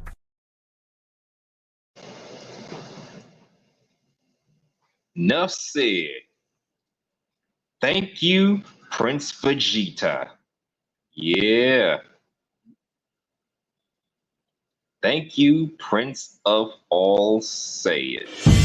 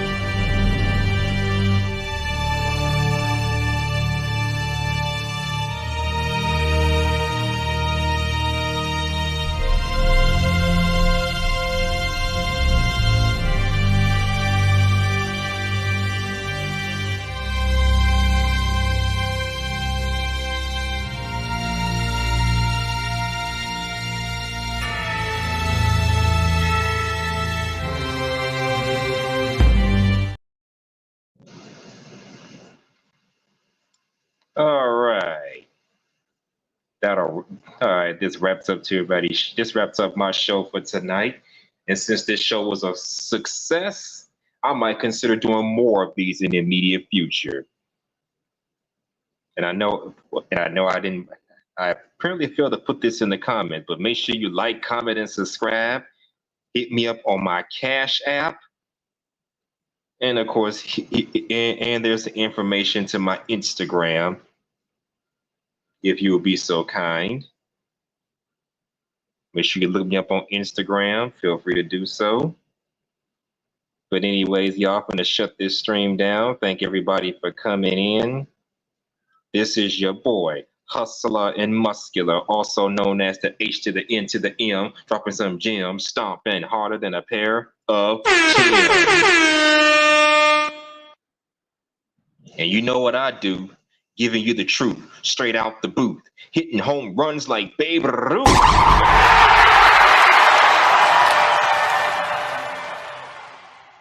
Cause that's what I do.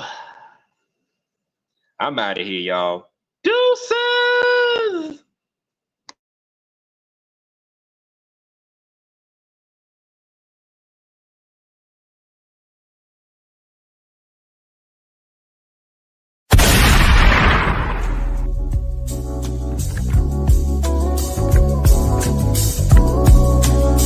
Yeah. G-Lou. Back with that Summer Madness. 24. Produced by DJ Maniac. Digital West. Yeah. I'm back cracking.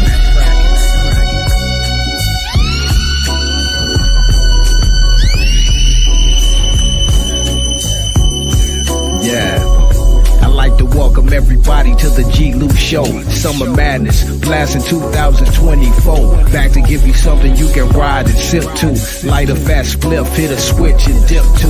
A little something for the homies, the blood and crip to. And if you on the blade, this is something to pimp to. Cold micheladas, carne asadas, and oldies. Bumping that new G-Lou with the homies. Summertime madness, everybody's active. Homegirls in they booty shorts, homies in they khakis. Dressed to impress, silk shirts and valleys. The big homie stepped out in his Stacey Adams. Shout out to the captains, all the ones who make it happen. If I ain't in the streets, I'm in the studio rapping. Never one for capping, I'ma keep the shit cracking. G-Lou, Maniac coming back with the Summertime Madness.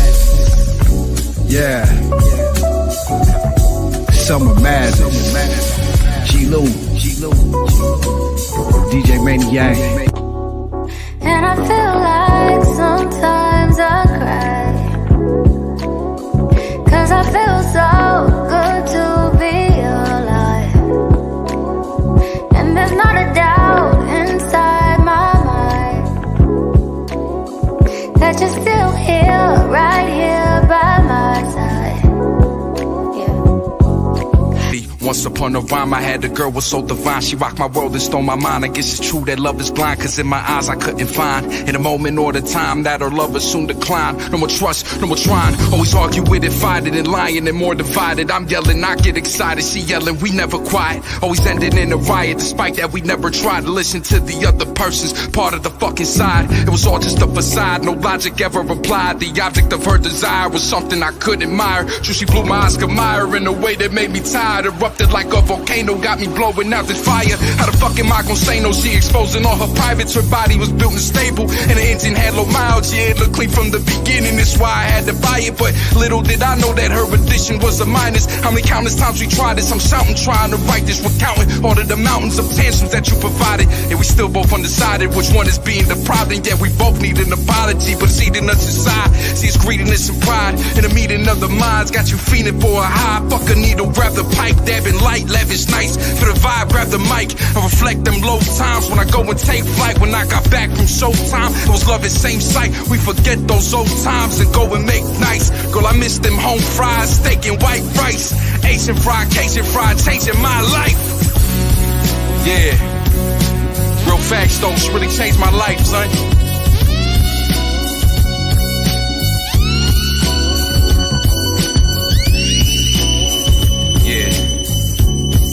Check it. I can see it on your face. I know that you wanna taste. Move it at a slower pace and tell me it was worth the chase. be fine. Peace of mind, stay on your grind. Just wanna see you shine. Not to mention you're all mine. Wanna take you higher than you've ever been before. Yeah.